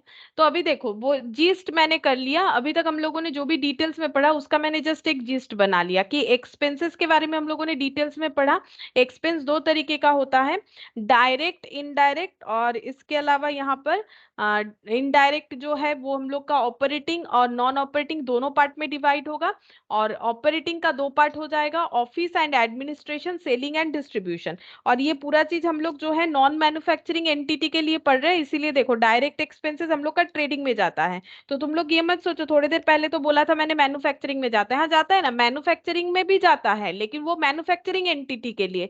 तो जो मैन्युफैक्चरिंग एंटिटी है उनके लिए डायरेक्ट एक्सपेंस दो जगह पे जाता है, ट्रेडिंग में भी जाएगा और जो है उनका मैन्युफैक्चरिंग में भी जाएगा। लेकिन जो मैन्युफैक्चरिंग करते हैं ना उनके ट्रेडिंग में ज्यादा कुछ जाता नहीं है। उनके ट्रेडिंग में क्या जाएगा, जो स्टॉक वो प्रोड्यूस कर रहे हैं उस स्टॉक का सिर्फ और सिर्फ जो है मतलब अमाउंट कितने का स्टॉक इन्होंने बना लिया है वो ट्रांसफर होता है। तो यहाँ पर हम लोग जो है ट्रेडिंग का ही ज्यादा बात करेंगे, ठीक है, मैन्युफैक्चरिंग का ज्यादा बात नहीं कर रहे क्योंकि अभी हम लोग यही वाला पढ़ेंगे। तो डायरेक्ट एक्सपेंसेस में हम लोगों का जो है ट्रेडिंग में जाएगा और इनडायरेक्ट जो है पीएल में जाएगा। अच्छा, अब हम लोग एक पॉइंट देखते हैं, दैट इज मैचिंग कंसेप्ट। कभी कभी इस पे हमारा छोटा मोटा क्वेश्चन पूछ सकता है। ये देखो, मैचिंग कंसेप्ट। मैचिंग कंसेप्ट क्या होता है? तो मैचिंग कंसेप्ट का मतलब है cost should be matched with revenue. ठीक है, रेवेन्यू का मतलब क्या होता है? रेवेन्यू का मतलब होता है सेल। अगर रेवेन्यू नहीं समझ में आता है ब्रैकेट में सेल लिख लो, एक ही बात है। हम लोग को क्या करना है, सेल वैल्यू को हम लोग को कॉस्ट के साथ मैच करना है। इसी चीज को बोला जाता है मैचिंग कंसेप्ट या फिर मैचिंग प्रिंसिपल। कभी तुम लोग अगर प्रिंसिपल ऑफ अकाउंट्स पढ़ोगे तो वहां पर देखना ये होगा, ठीक है। वैसे 11 में ये सब रहता है मैचिंग कंसेप्ट। अब मैचिंग कंसेप्ट का मतलब क्या है, जैसे एक एग्जांपल से समझते हैं। जैसे हम लोगों ने मान लो परचेस किया 100 यूनिट 10 रुपीज करके, मान लो पेन ही परचेस किया, और सेल किया है 80 यूनिट 15 रुपीज करके।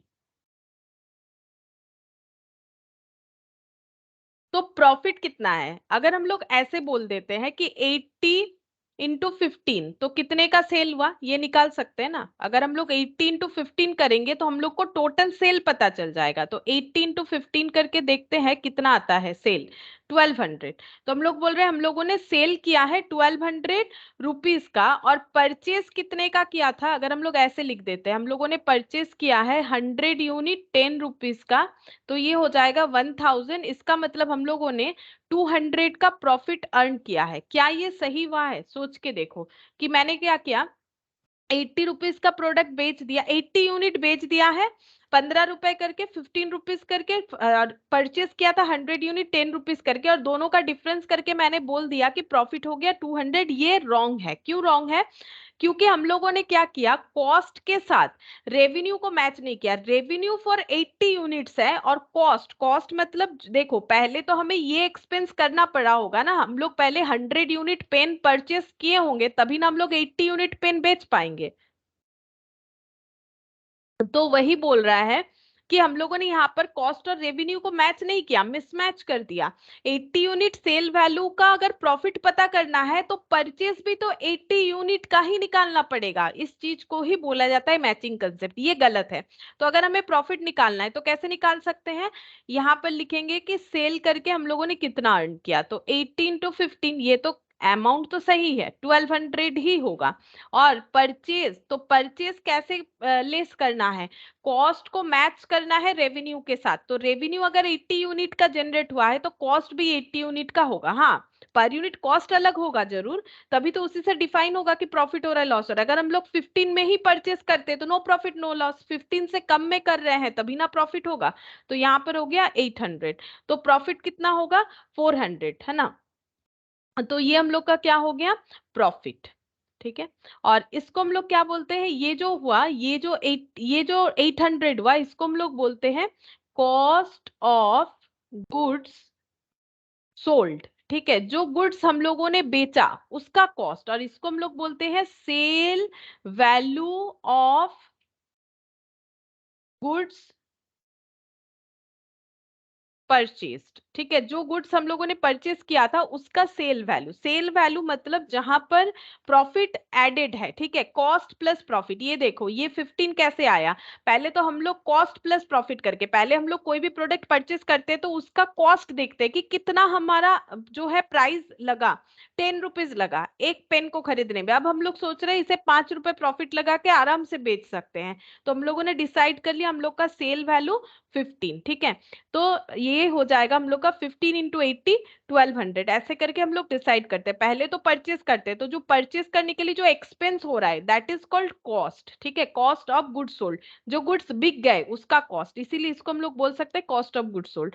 और ये हो गया सेल वैल्यू मतलब कॉस्ट में प्रॉफिट ऐड करने से जो आता है that is called sale value of goods purchased. अच्छा, अब यहां से हम लोग छोटा छोटा पॉइंट जो है आइडेंटिफाई कर पाएंगे। जैसे हम लोगों ने सबसे पहले क्या देखा, ग्रॉस प्रॉफिट को कैसे डिफाइन कर सकते हैं। ग्रॉस प्रॉफिट का मतलब, ये तो ग्रॉस प्रॉफिट ही आया ना, देखो ग्रॉस प्रॉफिट का मतलब हो जाएगा sales minus cost of goods sold. देखो sales minus cost of goods sold, इसको हम लोग क्या बोलते हैं, ग्रॉस प्रॉफिट। देखो अभी हम लोगों ने क्या निकाला, ग्रॉस प्रॉफिट, सेल से क्या लेस किया, परचेस, परचेस को हम लोग क्या बोलेंगे, कॉस्ट ऑफ गुड्स सोल्ड। अभी अभी मैंने बोला ना, जो स्टॉक परचेस किया था उसको बेच दिया तो कॉस्ट ऑफ, अब परचेस देखो एक्चुअली परचेस 100 यूनिट किया था, इसीलिए इसको बोला जाता है cost of goods sold, purchase नहीं बोलेंगे। क्यों, क्योंकि परचेज मतलब तो 100 यूनिट, लेकिन हम लोगों ने सेल किया है 80 यूनिट, तो इसका मतलब जितना परचेज किया था उसमें से 80 सेल हुआ, यानी कॉस्ट ऑफ गुड्स सोल्ड, जो गुड्स सोल्ड हो गए उसका कॉस्ट, ठीक है, उसका परचेज कॉस्ट। तो ये हो जाएगा ग्रॉस प्रॉफिट का मतलब सेल वैल्यू या sales minus cost of goods sold. अच्छा, अब इसको भी हम लोग ऐसे डिफाइन कर सकते हैं, कॉस्ट ऑफ गुड्स सोल्ड को हम लोग कैसे लिख सकते हैं, कॉस्ट ऑफ गुड्स सोल्ड का मतलब हो जाएगा ओपनिंग स्टॉक, ये भी समझाते हैं क्यों ऐसा होगा, opening stock plus purchase minus closing stock. देखो ग्रॉस प्रॉफिट का और एक डेफिनेशन ऐसे हो जाएगा, मतलब और एक तरह से भी हम लोग इसे प्रेजेंट कर सकते हैं। कॉस्ट ऑफ गुड्स सोल्ड का मतलब क्या, जो स्टॉक हम लोगों ने बेच दिया, तो स्टॉक कहां से बेच सकते हैं, जो स्टॉक परचेस किया उसमें से बेच सकते हैं, अगर हमारे पास पहले से अवेलेबल कोई स्टॉक था वो बेच सकते हैं। तो ये total opening stock plus purchase है ना, ये हो जाता है जितना स्टॉक हम लोग के पास अवेलेबल है बेचने के लिए, और जितना हम लोग नहीं बेचे that is the closing stock, वो माइनस कर देने से हम लोगों को क्या पता चल जाएगा कि ग्रॉस प्रॉफिट कितना है। जैसे देखो अगर इसी क्वेश्चन में हम लोग इस पॉइंट को आइडेंटिफाई करने का कोशिश करते हैं, तो यहां पर देखो हम लोग का क्या हो गया, सेल्स हम लोगों ने कितना किया 80 इंटू 10, ठीक है। ओपनिंग स्टॉक इस क्वेश्चन में मैंने जो एग्जांपल लिया उसमें कुछ था नहीं तो मैंने 0 कर दिया, और 100 यूनिट जो है 10 रुपीज करके हम लोगों ने परचेज किया, 100 इंटू 10, ठीक है, ये टोटल परचेज हुआ। और क्लोजिंग स्टॉक में कितना रह जाएगा, अगर 100 में से 80 सेल हो गया तो क्लोजिंग स्टॉक में रहेगा 20 यूनिट, ठीक है। अब इसका वैल्यू कितने से लगाएंगे ये बताओ, क्लोजिंग स्टॉक का वैल्यू कितने से करें ये बताओ। यहाँ मैंने ओपनिंग स्टॉक को 0 मान लिया, ओपनिंग स्टॉक नहीं है, परचेज तो जो है मैंने यहाँ पर जो एग्जांपल लिया उसी हिसाब से किया, उसी एग्जांपल को डिफाइन कर रहे हैं। क्लोजिंग स्टॉक 20 यूनिट रहेगा, क्योंकि 100 में से अगर 80 यूनिट सेल हुआ तो 20 यूनिट क्लोजिंग स्टॉक। मेरा क्वेश्चन ये है कि क्लोजिंग स्टॉक का वैल्यू बताओ, ये तो क्वांटिटी है यूनिट में, क्लोजिंग स्टॉक का वैल्यू बताओ कितना होगा, कितने से वैल्यू करें, बोलो क्लोजिंग स्टॉक को कितने से वैल्यू करें, 15 से या 10 से, बोलो क्लोजिंग स्टॉक को कितने से वैल्यू करें,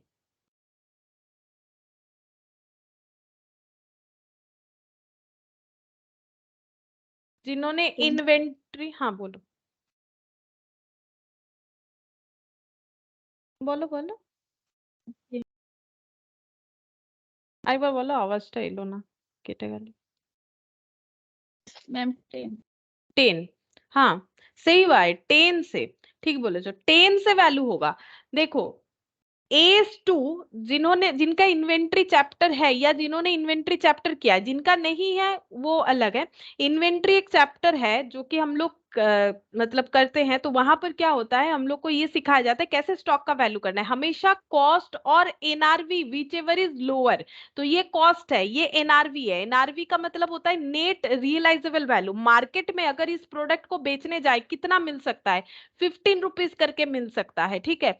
तो कॉस्ट और sorry NRV whichever is lower, तो ये कितना हो जाएगा 10 हो जाएगा, ठीक है। क्यों हुआ, इसको लिख देते हैं।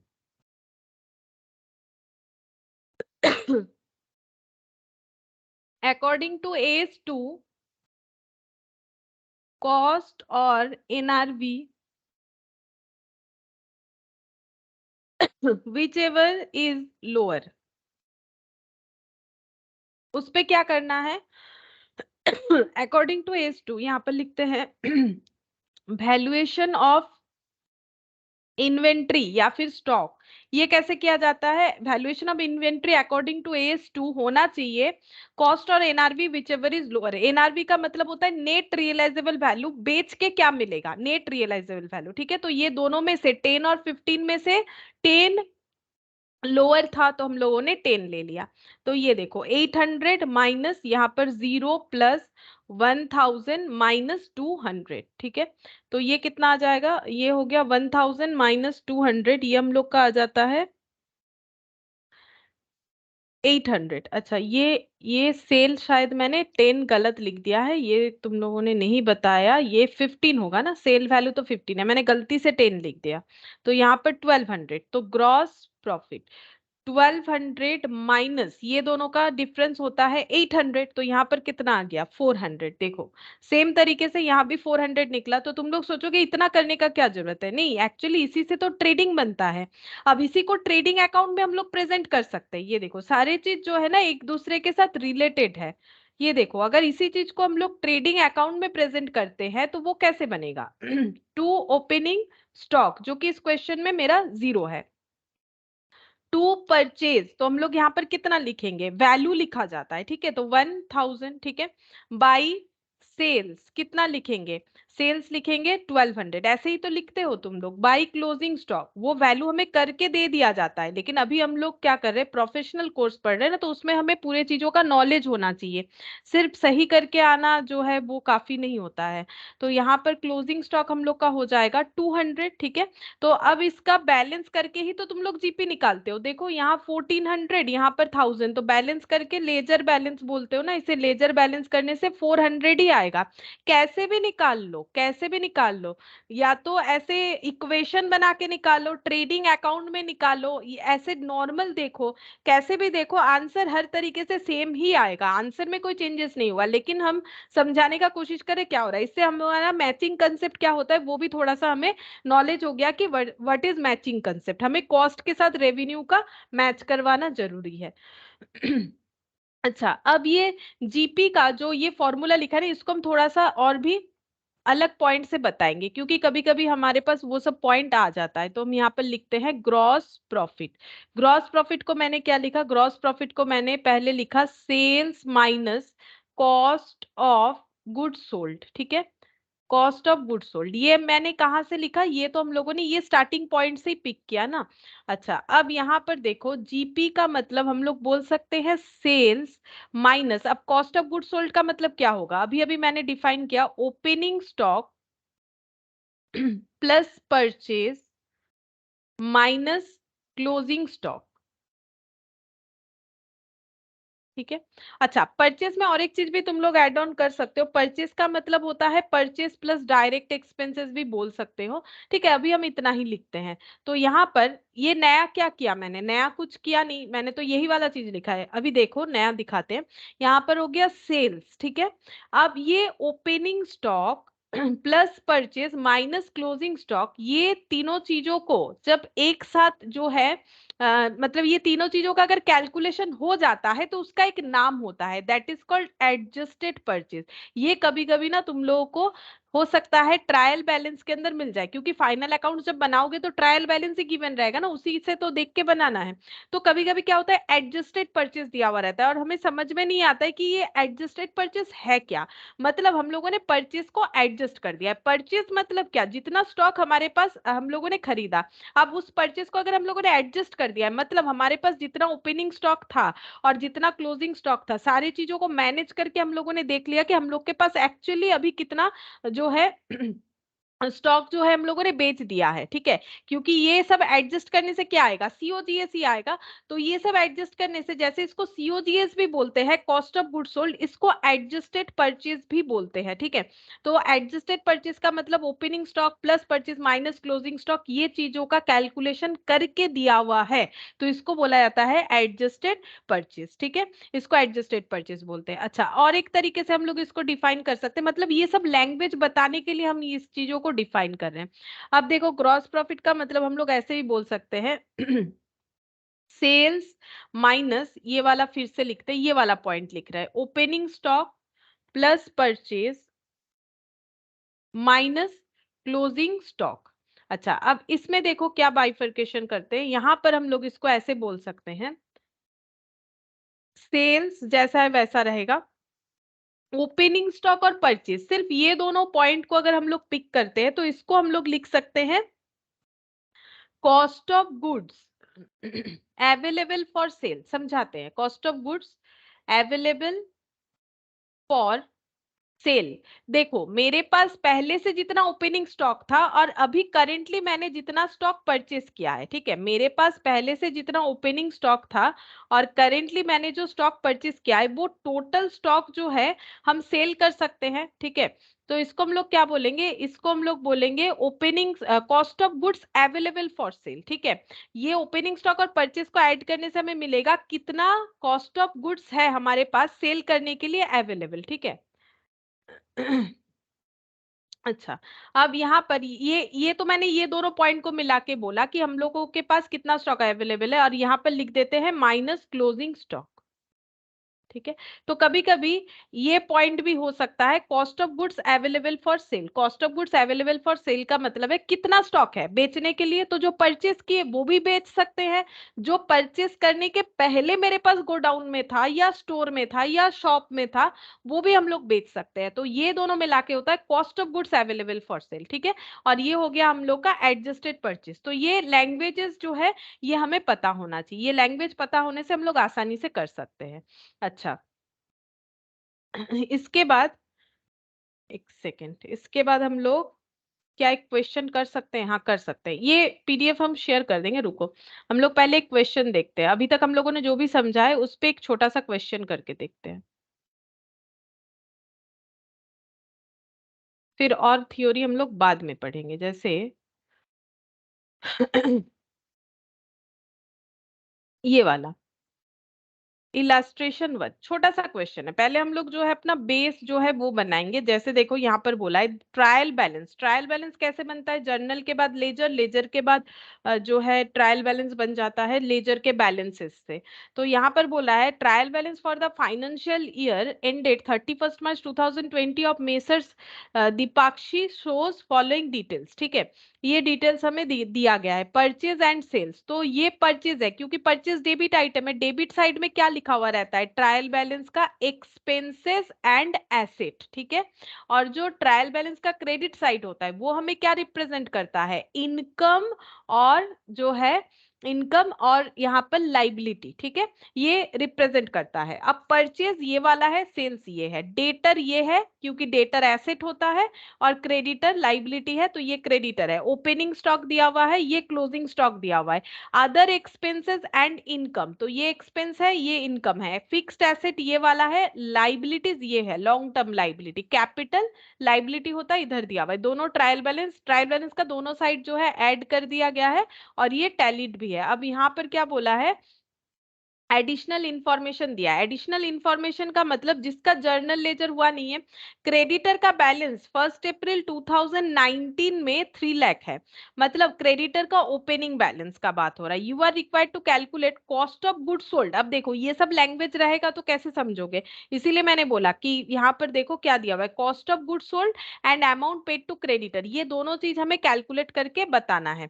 अच्छा, अब इस चीज को हम समझाएंगे, लेकिन उसके पहले एक पॉइंट आ गया तो वो भी बताते हैं। देखो क्लोजिंग स्टॉक जो है वो ट्रायल बैलेंस के अंदर दिया हुआ है। अब तुम लोग फाइनल अकाउंट्स कभी ना कभी तो किए ही होंगे सब कोई, तो क्लोजिंग स्टॉक नॉर्मली देखोगे ट्रायल बैलेंस के बाहर जो एडिशनल इंफॉर्मेशन होता है वहां पर दिया हुआ रहता है। इसका रीजन क्या है, क्योंकि क्लोजिंग स्टॉक सबसे लास्ट में कैलकुलेट होता है ना कि गोडाउन में कितना स्टॉक है। ये देखो यहाँ से हम पढ़ के बताते हैं, यहाँ पर बहुत अच्छे तरीके से दिया हुआ है। ये देखो closing inventory and its valuation कैसे होता है। Usually there is no account to show the value of goods lying in the godown at the end of the year. However to correctly ascertain the gross profit the closing inventory must be properly taken and valued. बोल रहा है कि closing stock को calculate करने के लिए कोई ऐसा अकाउंट नहीं है जिसको बना के हम लोग कैलकुलेट कर ले। मतलब हम ये कहना चाह रहे हैं, मतलब यहाँ पर जो पॉइंट बोला है, क्रेडिटर को कितना पे करना पड़ेगा वो हम लोग अकाउंट बना के निकाल सकते हैं, डेटर को कितना पे, डेटर से कितना मिलेगा वो भी अकाउंट बना के कर सकते हैं, लेकिन क्लोजिंग स्टॉक कितना गोडाउन में पड़ा हुआ है उसके लिए पर्टिकुलर कोई अकाउंट हम लोग नहीं बना सकते। ठीक है, जिससे हम लोग ये पता कर ले कि मतलब गोडाउन में कितना स्टॉक पड़ा हुआ है। तो फिर भी क्लोजिंग स्टॉक तो हमें चाहिए, क्योंकि बिना क्लोजिंग स्टॉक के हम लोग अपना फाइनल अकाउंट्स जो है प्रॉपरली नहीं बना पाएंगे, क्योंकि ग्रॉस प्रॉफिट गलत आएगा। जैसे कि देखो एग्जाम्पल के तौर पे, अगर ये 200 हम लोग यहाँ पर नहीं लिखते हैं तो ये 1200 होगा इधर, और 1000 लेस करके 200, मतलब ये वाला पॉइंट दिखेगा। यहाँ प्रॉब्लम क्या था, हम लोग क्लोजिंग स्टॉक नहीं दिखा रहे थे। अगर क्लोजिंग स्टॉक को कंसीडर नहीं करेंगे तो प्रॉफिट 200 दिखेगा, जो कि गलत हो जाएगा। तो क्लोजिंग स्टॉक जो है काफी इंपॉर्टेंट पॉइंट है। विदाउट क्लोजिंग स्टॉक हम लोगों का जीपी जो है वो गलत आता है। पहला पॉइंट तो ये हो गया। तो हमें क्लोजिंग स्टॉक को कहाँ दिखाते हैं, नॉर्मली ट्रेडिंग में दिखाते हैं। तो इसका एंट्री क्या होता है, क्लोजिंग स्टॉक टू ट्रेडिंग, तभी तो हम लोग ट्रेडिंग में बाई क्लोजिंग स्टॉक लिखते हैं। ऑल्टरनेटिवली हम लोग इसको परचेज में भी दिखा सकते हैं, लेकिन नॉर्मली हम लोग ये वाला यूज करते हैं, तो तुम लोग यही वाला याद रखो। अच्छा, अब ये तो मैंने जस्ट बताया क्या लिखा हुआ है, अब आगे पढ़ते हैं। यहाँ पर क्या बोला है, the effect of the entries to reduce the debit in the, अच्छा जरूरी नहीं परचेज अकाउंट वाला हमें पता करने का जरूरत। एक्चुअली वो बोल रहा है कि परचेज अकाउंट को क्रेडिट करने का मतलब है कि हम लोग स्टॉक को कम करके दिखा रहे हैं। मतलब अगर मेरा क्लोजिंग स्टॉक, ओपनिंग स्टॉक जो है, सॉरी, मेरा जो परचेज है वो अगर कितना यूनिट का था, परचेज अगर मेरा 80 100 यूनिट का था और क्लोजिंग स्टॉक अगर 20 है, तो 100 से 20 लेस करने से पता चलेगा कितना सेल किया है। वही चीज बता रहा है, the effect of this entry is to reduce the debit in the purchase account, ये बोल रहा है। छोड़ो, हम लोग ये वाला पॉइंट देखते हैं। अगर क्लोजिंग स्टॉक ट्रायल बैलेंस पे अपियर कर रहा है, जो हमारे क्वेश्चन का पार्ट है, अगर क्लोजिंग स्टॉक ट्रायल बैलेंस पे अपियर कर रहा है तो इसका मतलब क्या होता है, तो इसका एक स्पेसिफिक मतलब होता है। बोल रहा है द क्लोजिंग इन्वेंट्री यानी कि stock is then not entered in the trading account. बोल रहे हैं अगर ट्रायल बैलेंस के अंदर क्लोजिंग स्टॉक दिया हुआ है तो उसको ट्रेडिंग अकाउंट में मत लिखो। ठीक है, उसको ट्रेडिंग अकाउंट में मत लिखो। ये पहला पॉइंट आ गया। तो पहला पॉइंट को हम यहाँ पर लिखते हैं कि क्लोजिंग स्टॉक अगर ट्रायल बैलेंस में है तो हमें क्या करना चाहिए। ये देखो यहाँ पर लिखते हैं पहले, if closing stock in trial balance तो not entered in trading account, तब हमें उसे ट्रेडिंग अकाउंट में नहीं दिखाना चाहिए।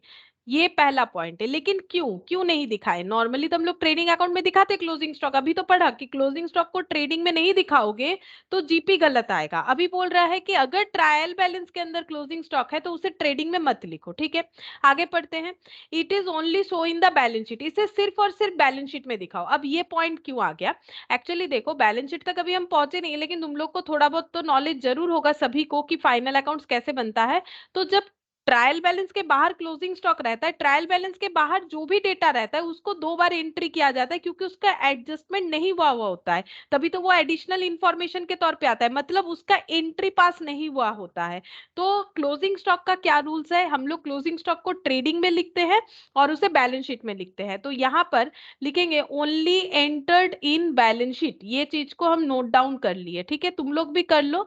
अगर हम लोगों का ट्रायल बैलेंस के अंदर क्लोजिंग स्टॉक है, जो कि बहुत ही रेयर सिचुएशन में होता है, तो उसको ट्रेडिंग अकाउंट में मत दिखाओ, उसको सिर्फ बैलेंस शीट में दिखाओ। ये तो पता चल गया क्या ट्रीटमेंट करना है। अब क्यों ऐसा करें? This is because it has already been adjusted to arrive at cost of goods sold. अब ये पॉइंट क्या बोल रहा है? बोल रहा है इट इज ऑलरेडी एडजस्टेड, यहां पर लिखते हैं और समझाते हैं। इट इज ऑलरेडी एडजस्टेड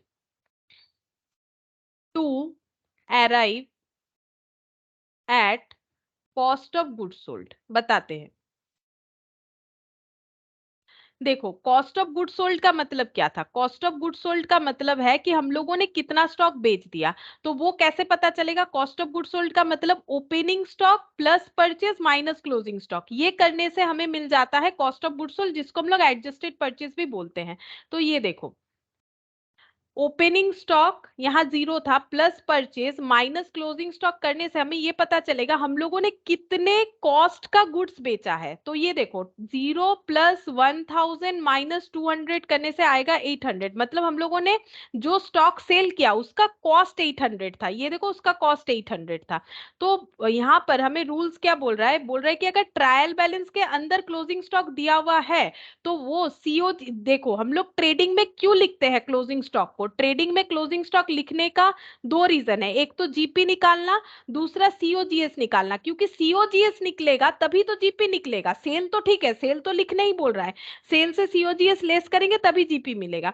अब सीओजीएस पता करने के लिए हम लोग को ओपनिंग स्टॉक चाहिए, परचेज चाहिए, क्लोजिंग स्टॉक चाहिए।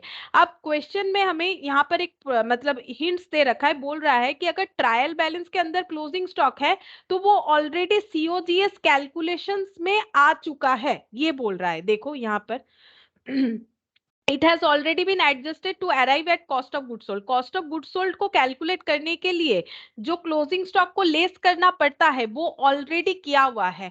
तो इसीलिए ट्रेडिंग में उसे मत दिखाओ। इसीलिए ट्रेडिंग में दो दो बार थोड़ी ना दिखाएंगे। ऑलरेडी अगर किया हुआ है तो हम लोग उसे दोबारा क्यों दिखाए? तो यहाँ पर वही पॉइंट है, इंपॉर्टेंट पॉइंट है।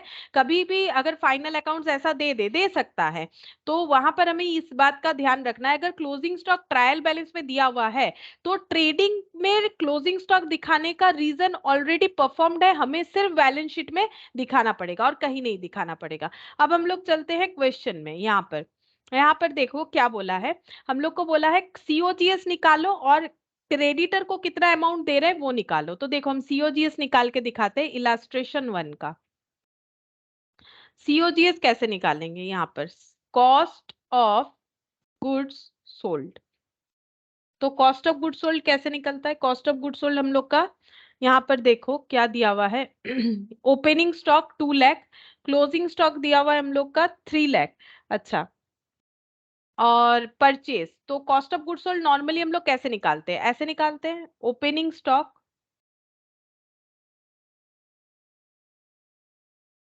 Plus purchase minus closing stock. ठीक है, तो ओपनिंग स्टॉक कितना है? ओपनिंग स्टॉक है हम लोग का 2 लाख।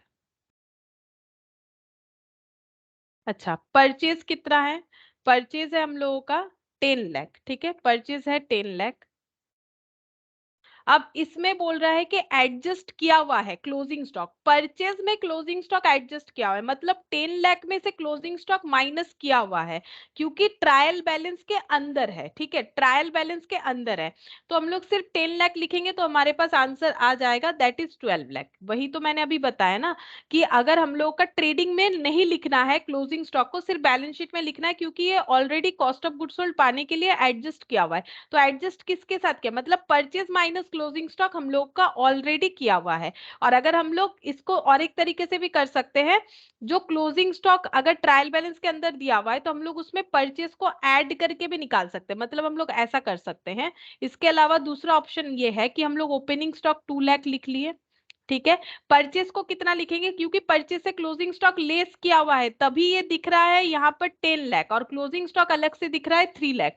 तो अगर एडजस्ट किया हुआ नहीं रहता ना, मतलब क्लोजिंग स्टॉक अगर नीचे रहता तो ये परचेस हमें दिखता 13 लाख। ठीक है, ये परचेस हमें 13 लाख दिखता, लेस करके नहीं दिखता। तो उसके लिए हम लोग ऐसे कर सकते हैं, यहाँ पर 13 लाख कर दो, फिर -3 लाख कर दो। तो भी आंसर हम लोग का सेम आएगा। ठीक है, तो इतना हमें समझना है कि अगर ट्रायल बैलेंस के अंदर अगर हम लोग का क्लोजिंग स्टॉक दिया हुआ है तो वो ऑलरेडी परचेज से लेस किया हुआ है, उसे दोबारा लेस करने का जरूरत नहीं है। मतलब तुम लोग यहाँ 10 लाख माइनस 3 लाख कर दोगे तो गलत हो जाएगा। यही चीज हमें यहाँ पर ध्यान से समझना था। दूसरा यहाँ पर बोला है कि क्रेडिटर को कितना पे किए वो बताओ, तो उसके लिए हम लोग एक क्रेडिटर का लेजर बना सकते हैं। ठीक है, ये छोटा छोटा पॉइंट है, अभी तक हम लोग फाइनल अकाउंट्स में पहुंचे नहीं है पूरा। तो क्रेडिटर का अकाउंट बना सकते हैं हम लोग, तुम लोग चाहो तो स्टेटमेंट फॉर्मेट में भी बना सकते हो। तो क्रेडिटर एक लाइबिलिटी होता है, तो ओपनिंग लाइबिलिटी इधर आता है बाई बैलेंस बीडी,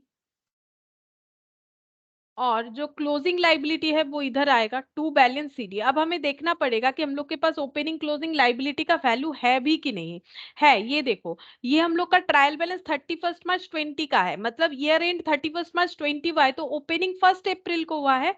तो 1 अप्रैल को देखो 3 लाख रुपीज जो है हम लोग का ओपनिंग लाइबिलिटी है क्रेडिटर का। ठीक है, और क्लोजिंग लाइबिलिटी कितना होगा उसके लिए यहाँ क्रेडिटर देखेंगे, ये देखो 4 लाख।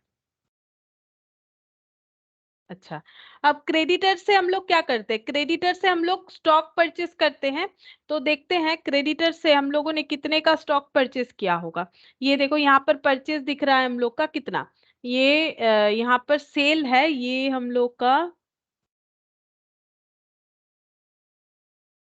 एक मिनट, यहाँ पर बोल रहा है कितना पे किया। अच्छा, परचेस कितना किया होगा हम लोगों ने, ये देखो परचेस किया हम लोगों ने 10 लाख और ये 3 लाख, ये 13 लाख लिखना पड़ेगा। समझाते हैं क्यों। अभी हम लोगों को क्रेडिटर का मेन एंट्री क्या होता है, परचेस टू क्रेडिटर, तो यहाँ पर लिखेंगे बाई परचेस। तो हम लोगों ने कितना परचेस किया है वो कैसे पता चलेगा। अब परचेस में से क्लोजिंग स्टॉक लेस किया हुआ है बोल रहा है। ठीक है, परचेस में से क्लोजिंग स्टॉक लेस करके 10 लाख आ रहा है, तो जो क्लोजिंग स्टॉक है वो भी तो परचेस का ही पार्ट होगा। ठीक है, जो क्लोजिंग स्टॉक है वो एज्यूम्ड है कि परचेस का ही पार्ट है। अब देखो जो क्लोजिंग स्टॉक है तुम लोग ये भी बोल सकते हो वो ओपनिंग स्टॉक का भी तो पार्ट हो सकता है, हाँ हो सकता है, लेकिन नॉर्मली क्या होता है, स्टॉक ओल्ड स्टॉक हम लोग पहले बेच देते हैं। ठीक है, और जो न्यू स्टॉक है उसी को हम लोग बाद में बेचने का सोचते हैं नॉर्मली। ठीक है, तो यहाँ पर हम लोग इसी इसी बेसिस पे चलेंगे, तो जो क्लोजिंग स्टॉक है वो हमारा करेंट स्टॉक का पार्ट है।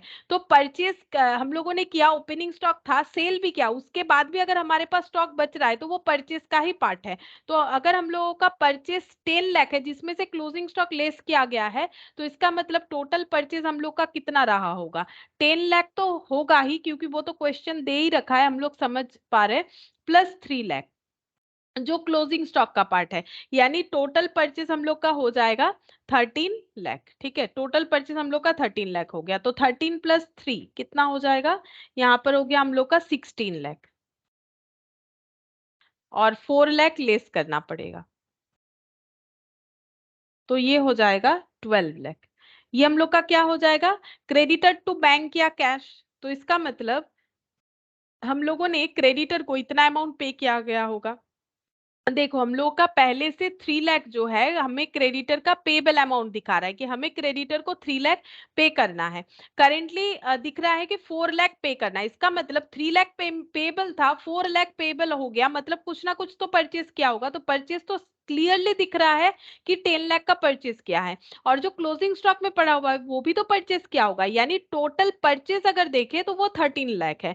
तो यहाँ हम लोगों ने क्यों की इसे माइनस किया, ये तो हम लोग निकाल रहे थे कि कितना स्टॉक बेचा उसका कॉस्ट बता दो। तो हम लोगों के पास टोटल कितना स्टॉक था, 13 लाख था, और पहले से 2 लाख 15 लाख था, और 3 लाख उसमें से बचा हुआ है, तो जो स्टॉक बेचा उसका कॉस्ट हम लोग का 12 लाख हो गया। अब ऐसे निकालो या फिर ऐसे करके निकालो, एक ही बात है। तो दोनों अलग अलग चीज है, हम लोग यहाँ पर सीओजीएस निकाल रहे थे और यहाँ पर हम लोग निकाल रहे हैं कि टोटल परचेज अमाउंट कितना है, और इससे हम लोग को मिला कि क्रेडिटर को हमें कितना पे करना पड़ेगा। तो ये हम लोगों ने निकाला कि क्रेडिटर को हमें कितना पे करना पड़ेगा, यहाँ पर क्या हुआ है ये देखो, क्रेडिटर को हमें पे करना पड़ेगा 12 लाख। ठीक है, तो ये परचेज जो है वो तो मैंने अपने हिसाब से कैलकुलेट करके दिखा दिया है। ये देखो यहाँ पर पॉइंट बताया है, देखो ये हम थोड़ा सा तुम लोग को समझा देते हैं, वही चीज जो मैंने बताया। स्टूडेंट्स में note that in case closing stock is not mentioned in the trial balance, then it means opening stock and purchase appearing in trial balance include the value of unsold stock. ठीक है,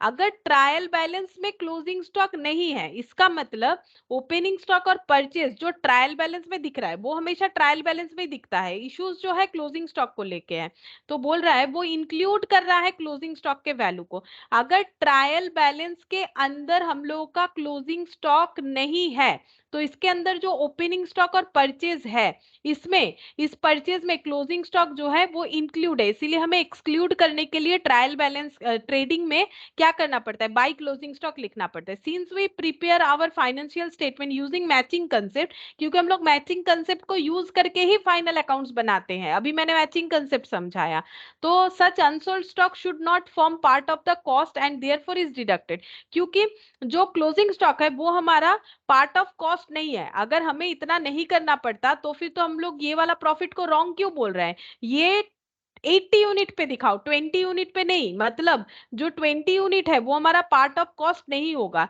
क्योंकि matching concept जरूरी है। Therefore in this case compute cost of goods sold कैसे होगा, opening stock plus purchase minus closing stock, और अगर कोई परचेज रिटर्न है तो वो भी माइनस करना पड़ेगा। ठीक है, तो परचेज का मतलब हम लोग का परचेज रिटर्न लेस करके ही होता है, और जो सेल होता है सेल्स रिटर्न लेस करके ही हमें सेल दिखाना चाहिए। तो यहाँ पर जस्ट हम इतना ही समझाना चाह रहे हैं, और तुम लोग को भी इतना ही याद रखना है कि अगर ट्रायल बैलेंस के अंदर क्लोजिंग स्टॉक दिया हुआ है तो वो ऑलरेडी एडजस्ट हो चुका है परचेज से, और अगर ट्रायल बैलेंस के अंदर नहीं दिया हुआ है तो उसमें तो तुम लोग को पता ही है, दो जगह लिखना होता है, एक बैलेंस शीट में और एक ट्रेडिंग में। ट्रेडिंग में लिखने का लॉजिक भी मैंने बताया, तो क्लोजिंग स्टॉक को दिखाना पड़ेगा, अदरवाइज हम लोग का जीपी जो है वो गलत आ जाएगा। ठीक है, और यहाँ पर हमें पूछा था क्रेडिटर का कितना पेमेंट, उस क्वेश्चन से रिलेटेड पॉइंट था, तो वो भी मैं हम लोगों ने बता दिया कि ट्रेडिंग यहाँ पर हम लोग का कितना होगा। अच्छा, अब देखो यहाँ पर, सॉरी ट्रेडिंग बोल रहा है, क्रेडिटर को कितना पेमेंट करना है।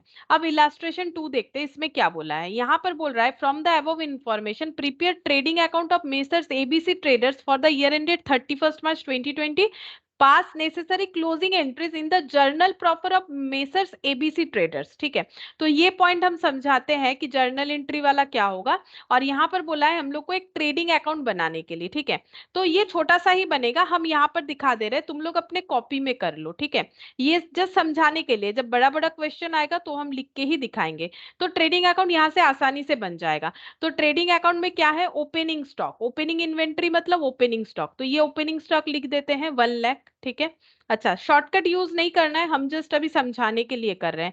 परचेज, परचेज है 6,72,000। ठीक है, ये लिख दिया। अच्छा, इसके बाद देखो रिटर्न इनवर्ड है, रिटर्न आउटवर्ड है। जब भी हम लोग फाइनल अकाउंट्स बनाते हैं तो हमें परचेज रिटर्न अगर कुछ है तो हमें उसको एडजस्ट करना पड़ता है। तो परचेज से क्या एडजस्ट होगा, रिटर्न इनवर्ड या रिटर्न आउटवर्ड, बोल सकते हो परचेज से क्या एडजस्ट होगा, रिटर्न इनवर्ड या रिटर्न आउटवर्ड, बोलो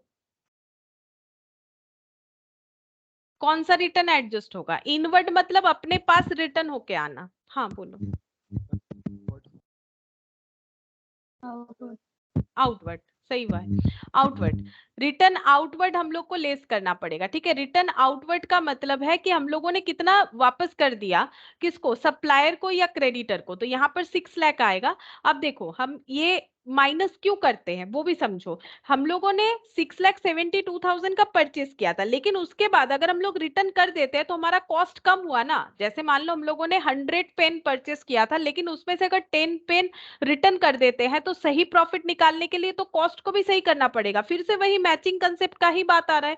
अगर हमें मैच करना है अपने कॉस्ट के साथ रेवेन्यू को, जब कॉस्ट 6,72,000 एग्जिस्ट ही नहीं कर रहा है, बिकॉज 72,000 का स्टॉक रिटर्न कर चुके हैं, तो एक्चुअली परचेज 6 लाख का है, तो परचेज से रिटर्न आउटवर्ड हमें लेस कर देना चाहिए। परचेज लिख लिया। कैरेज इनवर्ड, कैरेज इनवर्ड क्या है, डायरेक्ट एक्सपेंसेस है, तो यहां पर लिखेंगे to carriage inward. Carriage inward हम लोग का डायरेक्ट एक्सपेंस हो गया 30,000। ठीक है, ये डायरेक्ट एक्सपेंस क्यों है, कैरी करने का मतलब है स्टॉक को कैरी करके लाना। अब ऑब्वियसली स्टॉक को ही कैरी करेंगे, और क्या कैरी करेंगे, तो स्टॉक को अपने वेयर हाउस या गोडाउन तक लाने के लिए जो भी खर्चा होता है वो डायरेक्ट एक्सपेंसेस होता है, ये डायरेक्ट एक्सपेंस है, इसीलिए यहाँ पर आएगा ट्रेडिंग में।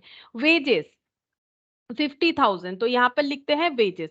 अब वेजेस यहाँ पर लिख दिया 50,000, क्योंकि वेजेस भी नॉर्मली हम लोग यही मान के चलते हैं कि स्टॉक को वेयर हाउस तक पहुंचाने के लिए या गोडाउन तक पहुंचाने के लिए खर्चा होता है। फिर बोल रहा है सेल्स 11 लाख, तो यहाँ पर लिखेंगे सेल्स। सेल्स हो गया 11 लाख। अब इसमें भी देखो रिटर्न का एडजस्टमेंट करना पड़ेगा। अब हम लोगों ने सेल तो किया था 11 लाख का, लेकिन रिटर्न हो गया कितना 1 लाख, तो यहाँ पर लिख देंगे less return, return outward sorry inward, हम लोग के पास रिटर्न आ गया, तो यहाँ पर हो जाएगा 1 लाख। तो सेल, अब रेवेन्यू को कम करके दिखाना पड़ेगा, है ही नहीं 11 लाख का सेल, 10 लाख का है, तो 10 लाख यहाँ पर लिख दिया। और क्लोजिंग स्टॉक यहाँ पर दिया हुआ है, क्लोजिंग इन्वेंट्री जो है यहाँ पर दिया हुआ है, ये बेसिकली इंफॉर्मेशन है, ये कोई ट्रायल बैलेंस है नहीं, तो हम लोग क्लोजिंग स्टॉक को भी यहाँ पर लिख देते हैं। अगर ये ट्रायल बैलेंस होता तो नहीं लिख पाते, क्योंकि ये जस्ट एक नॉर्मल डिटेल्स डेटा प्रोवाइड किया गया है, उससे हमें प्रिपेयर करने के लिए बोला है, तो 2 लाख। ठीक है, अब हम लोग क्या कैलकुलेट करेंगे, ट्रेडिंग बनाने के लिए बोला है, तो जीपी देखेंगे, तो इधर 10 और 2 कितना हो गया 12 लाख। ठीक है, अब 12 लाख में से ये लेस कर देते हैं, 12 lakh minus 1 lakh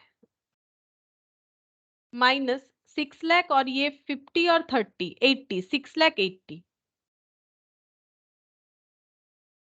4,20,000 to GP कितना आ जाएगा 4,20,000। ठीक है, ये छोटा सा क्वेश्चन था इसीलिए मैंने इस तरीके से दिखाया है, बाकी जो मेन क्वेश्चंस होता है वो हम करके ही दिखाएंगे। ठीक है, तो ये हम लोग का हो गया 4,20,000, तुम लोग भी ये अपने कॉपी में कर लो। ठीक है, यहाँ से देखते हुए, तो ये हो जाएगा हम लोग का 4,20,000। ये देखो मेरा अगर यहाँ पर लिखाई तुम लोग को नहीं दिख रहा है तो यहाँ से भी देख सकते हो, बाकी ये हम शेयर कर देंगे, तो ये छोटा छोटा क्वेश्चन तुम लोग कॉपी में कर लो।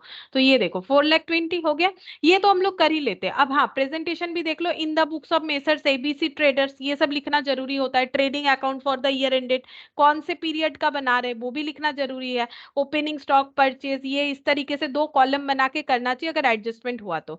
अच्छा, अब बात रहा इस एंट्री का, क्लोजिंग एंट्री हमें प्रिपेयर करके देना है जर्नल प्रॉपर में। जर्नल प्रॉपर का मतलब होता है जहां पर हम लोग जर्नल एंट्री करते हैं, बेसिकली जब सब्सिडियरी बुक्स तुम लोग पढ़ते हो, अगर कभी पढ़ा है, वो तो मतलब 11 का पॉइंट होता है सब्सिडियरी बुक्स वगैरह, तो वहां पर हम लोग का सब्सिडियरी बुक्स में होता है purchase day book, sales day book, purchase return, sales return, और क्या बोलते हैं उसे, bills receivable, bills payable, cash book. ठीक है, वैसे ही ये सब में ना एंट्री, जो जितने भी मैंने बुक्स का नाम बोला, जैसे कि मान लो परचेज डे बुक, ठीक है, नाम याद होगा जरूर, कुछ ज्यादा अगर याद भी नहीं है, purchase day book, purchase day book में हम लोग किस चीज का एंट्री करते हैं, ओनली क्रेडिट परचेज का। अगर हम लोग क्रेडिट में कुछ परचेज करते हैं तो उसका एंट्री यानी कि उसका डिटेल्स पुट किया जाता है, लेकिन कुछ भी चीज परचेज क्रेडिट में कर रहे हैं तो नहीं होगा। जैसे मान लो मेरा मान लो एक बुक स्टोर है, ठीक है, हम बुक्स बेचते हैं, बुक सेल करते हैं,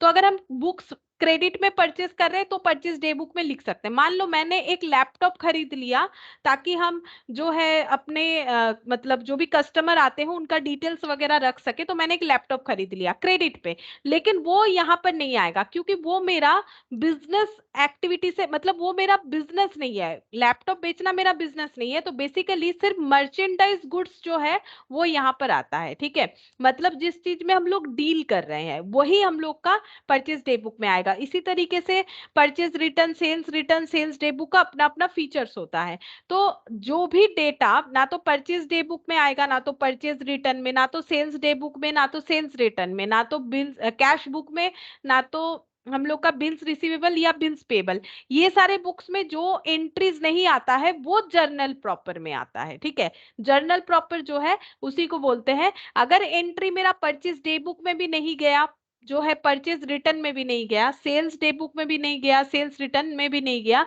और जो है कैश बुक में भी नहीं गया, और bills receivable, bills payable books में भी नहीं गया, तो वो कहा जाता है जर्नल प्रॉपर। ठीक है, मैंने ये जर्नल प्रॉपर लैंग्वेज था तो मैंने बताया, सब्सिडियरी बुक्स जब हम फिर से बताएंगे तो बोल देंगे डिटेल्स में। ठीक है, अभी मैंने डिटेल्स में ही बोल दिया बेसिकली, लेकिन जर्नल प्रॉपर लैंग्वेज था तो तुम लोग को लगेगा ये क्या है, वैसे अगर सिर्फ बोल देता जर्नल एंट्री पास करो तो मुझे इतना नहीं बोलना पड़ता, बात एक ही है। तो हमें बोला है कि क्लोजिंग एंट्री को हमें पास करना है। क्लोजिंग एंट्री मतलब देखो, जब हम लोग परचेस करते हैं, हम एक एग्जांपल देते हैं, जब हम लोग परचेस करते हैं तो एंट्री क्या लिखते हैं, परचेस टू क्रेडिटर। ठीक है, हम लोगों ने परचेस कर लिया, अब जब क्रेडिटर को पे करते हैं तो हम लोग एंट्री करते हैं ऐसे करके क्रेडिटर टू कैश या बैंक, ठीक है। तो देखो हम लोग का क्रेडिटर क्रेडिटर तो कैंसिल आउट हो गया, लेकिन परचेस तो क्लोज नहीं हुआ। परचेस को क्लोज करना है, कहां पर क्लोज करेंगे? ट्रेडिंग में, क्योंकि ये ट्रेडिंग आइटम है। तो देखो एंट्री क्या हुआ? ट्रेडिंग टू परचेस, एंट्री हुआ ट्रेडिंग टू परचेस। तो इसको बोलते हैं क्लोजिंग एंट्री। कहाँ क्लोज हो रहा है? परचेस ट्रेडिंग में हो रहा है, तो इसका एंट्री क्या हो जाएगा? Trading to purchase. ये देखो यहाँ पर हमें मिलेगा एंट्री, हम एंट्री यहाँ से रीड करके बताते, क्योंकि देखो एंट्री वगैरह पूछेगा नहीं, लेकिन हमें थोड़ा सा नॉलेज होना चाहिए। अगर किसी भी तरीके से घुमा फिरा के हमें क्वेश्चन पूछे तो हम लोग बोल पाए। तो हम जो समझा रहे हैं यहीं से देख के बता रहे हैं, इसीलिए ठीक है।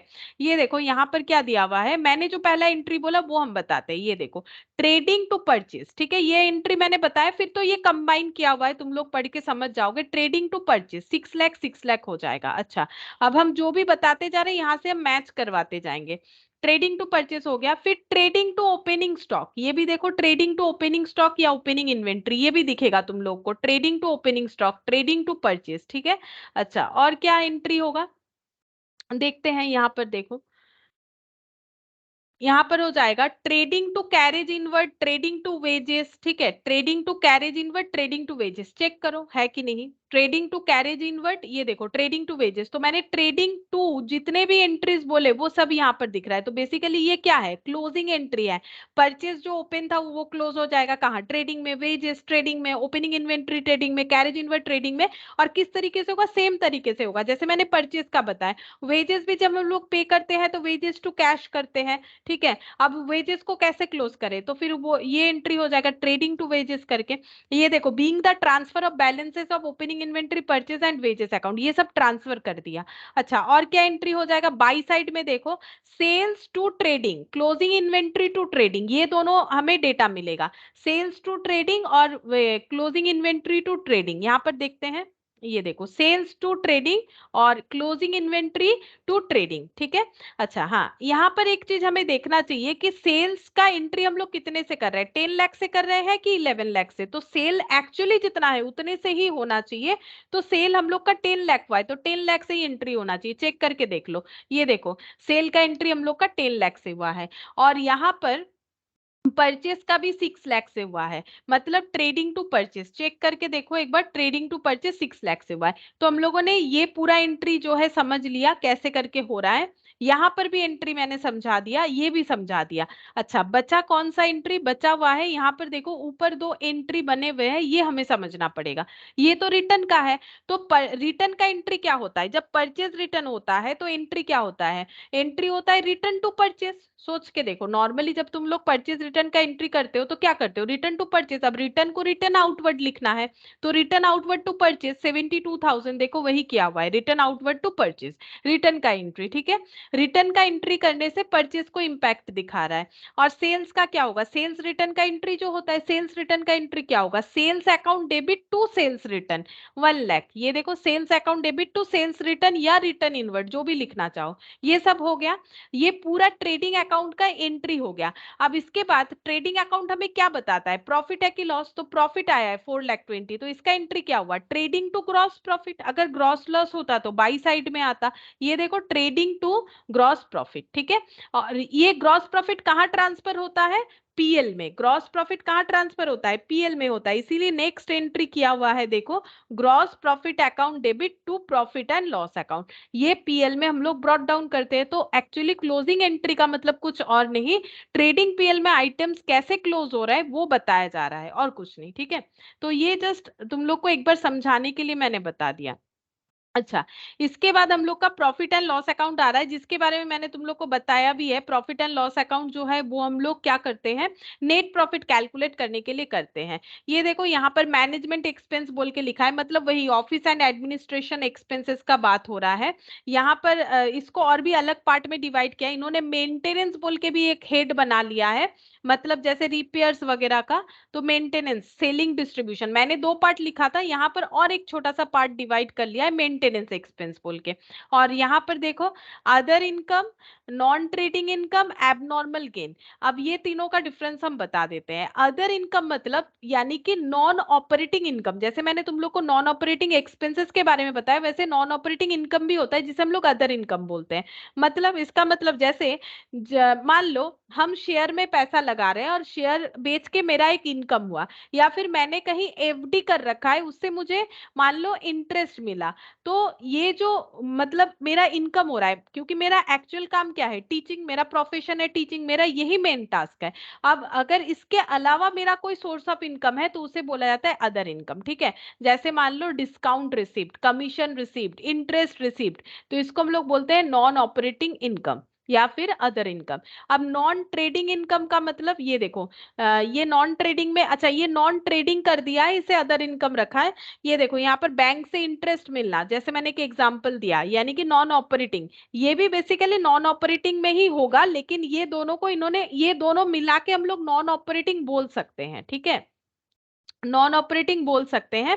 लेकिन इसमें 2 पार्ट कर दिया है, एक नॉन ट्रेडिंग बोल के, एक अदर इनकम बोल के, ठीक है। लेकिन बेसिकली दोनों मिला के ही हम लोग का नॉन ऑपरेटिंग है। इतना बाइफर्केशन का हमें जरूरत भी नहीं है, अगर मतलब समझना चाहे तो हम लोग समझ सकते हैं। जैसे नॉन ट्रेडिंग मतलब जो ट्रेड, जो जिस चीज का हम लोग बिजनेस नहीं करते हैं फिर भी आ रहा है इनकम, जैसे बैंक से इंटरेस्ट मिल रहा है, हम लोगों ने कोई प्रॉपर्टी रेंट पे दिया है उससे हमें इनकम हो रहा है, हम लोगों ने शेयर जो है परचेस किया उससे हमें डिविडेंड मिला है, तो ये सब नॉन ट्रेडिंग इनकम है, ठीक है। और ये क्या है, ये नॉर्मल आया कोई इन्वेस्टमेंट के बिना। जैसे देखो बैंक से इंटरेस्ट मिल रहा है, जरूर हम लोगों ने कुछ एफडी वगैरह किया होगा, हम लोगों ने प्रॉपर्टी किसी को लेट आउट किया है तभी रेंट मिल रहा है, हम लोगों ने शेयर में पैसा लगाया है तभी डिविडेंड मिल रहा है। लेकिन ये क्या है, ये है हम लोगों ने जैसे मान लो कुछ ज्यादा अमाउंट में परचेस कर लिया, तो हमें क्या मिल गया, डिस्काउंट मिल गया, किससे, क्रेडिटर से, ठीक है, सप्लायर से, हम लोगों को कुछ कमीशन मिल गया, तो इस तरीके के इनकम को ये लोग बोल रहे हैं अदर इनकम, ठीक है। बाकी दोनों ही हम लोग नॉन ऑपरेटिंग में दे सकते हैं। एबनॉर्मल गेन्स, एबनॉर्मल गेन ये भी नॉन ऑपरेटिंग है, लेकिन इसमें ये तीनों ही नॉन ऑपरेटिंग है, लेकिन इसका हेडिंग अलग अलग क्या है। एबनॉर्मल गेन का मतलब जैसे मशीन बेच के प्रॉफिट कर लिया, ठीक है, इन्वेस्टमेंट बेच के प्रॉफिट कर लिया, तो ये सब क्या होता है, एबनॉर्मल गेन होता है। ये सब बिजनेस इनकम नहीं है। बिजनेस इनकम कहाँ दिखाए हैं हम लोग, ट्रेडिंग में, जहां से हमें पता चला कि सेल परचेस करके कितना अर्निंग हुआ, तो ये सब हम लोग जब एडजस्ट करते हैं हमारे पास या तो नेट प्रॉफिट या तो नेट लॉस आता है। नीचे फाइनेंशियल एक्सपेंस, एबनॉर्मल लॉस बोल के और भी पार्ट पार्ट कर दिया है। जरूरी नहीं है हमें इतना सारा चीजों को अलग अलग याद रखना, क्योंकि इस तरीके से हमें करना नहीं है, नॉर्मली कर सकते हैं, लेकिन हाँ पॉइंट थोड़ा थोड़ा हमें समझना चाहिए। जैसे कि एबनॉर्मल लॉस, जैसे कि loss on sale of machinery, ये सब क्या है, ये सब हम लोगों का नॉन ऑपरेटिंग एक्सपेंसेस है, ठीक है। तो हम तो 2 ही मेन पार्ट बताएं, ऑपरेटिंग और नॉन ऑपरेटिंग। अच्छा अब यहाँ पर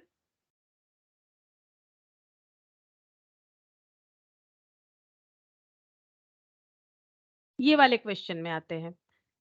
इलास्ट्रेशन 3 यहाँ पर क्या बोला है, बोल रहा है कि प्रिपेयर करो profit and loss account messrs ABC traders का, और हमने क्या करना है, नेसेसरी क्लोजिंग एंट्री दिखाना है जर्नल प्रॉपर में। तो ये वाला भी हम तुम लोग को यहाँ से ही बता देते हैं। देखो जैसे हम लोग को बोला है नेट प्रॉफिट, सॉरी पीएल बनाने के लिए, तो पीएल कैसे बनेगा, ये देखो, revenue expenses and gross profit balance of messrs traders for the year ended 31 March 2020 were as follows. Gross profit है 4,20,000, तो पीएल में जीपी ब्रॉट डाउन होता है, तो हम यहाँ पर शॉर्टकट में करके दिखा रहे हैं 4,20,000।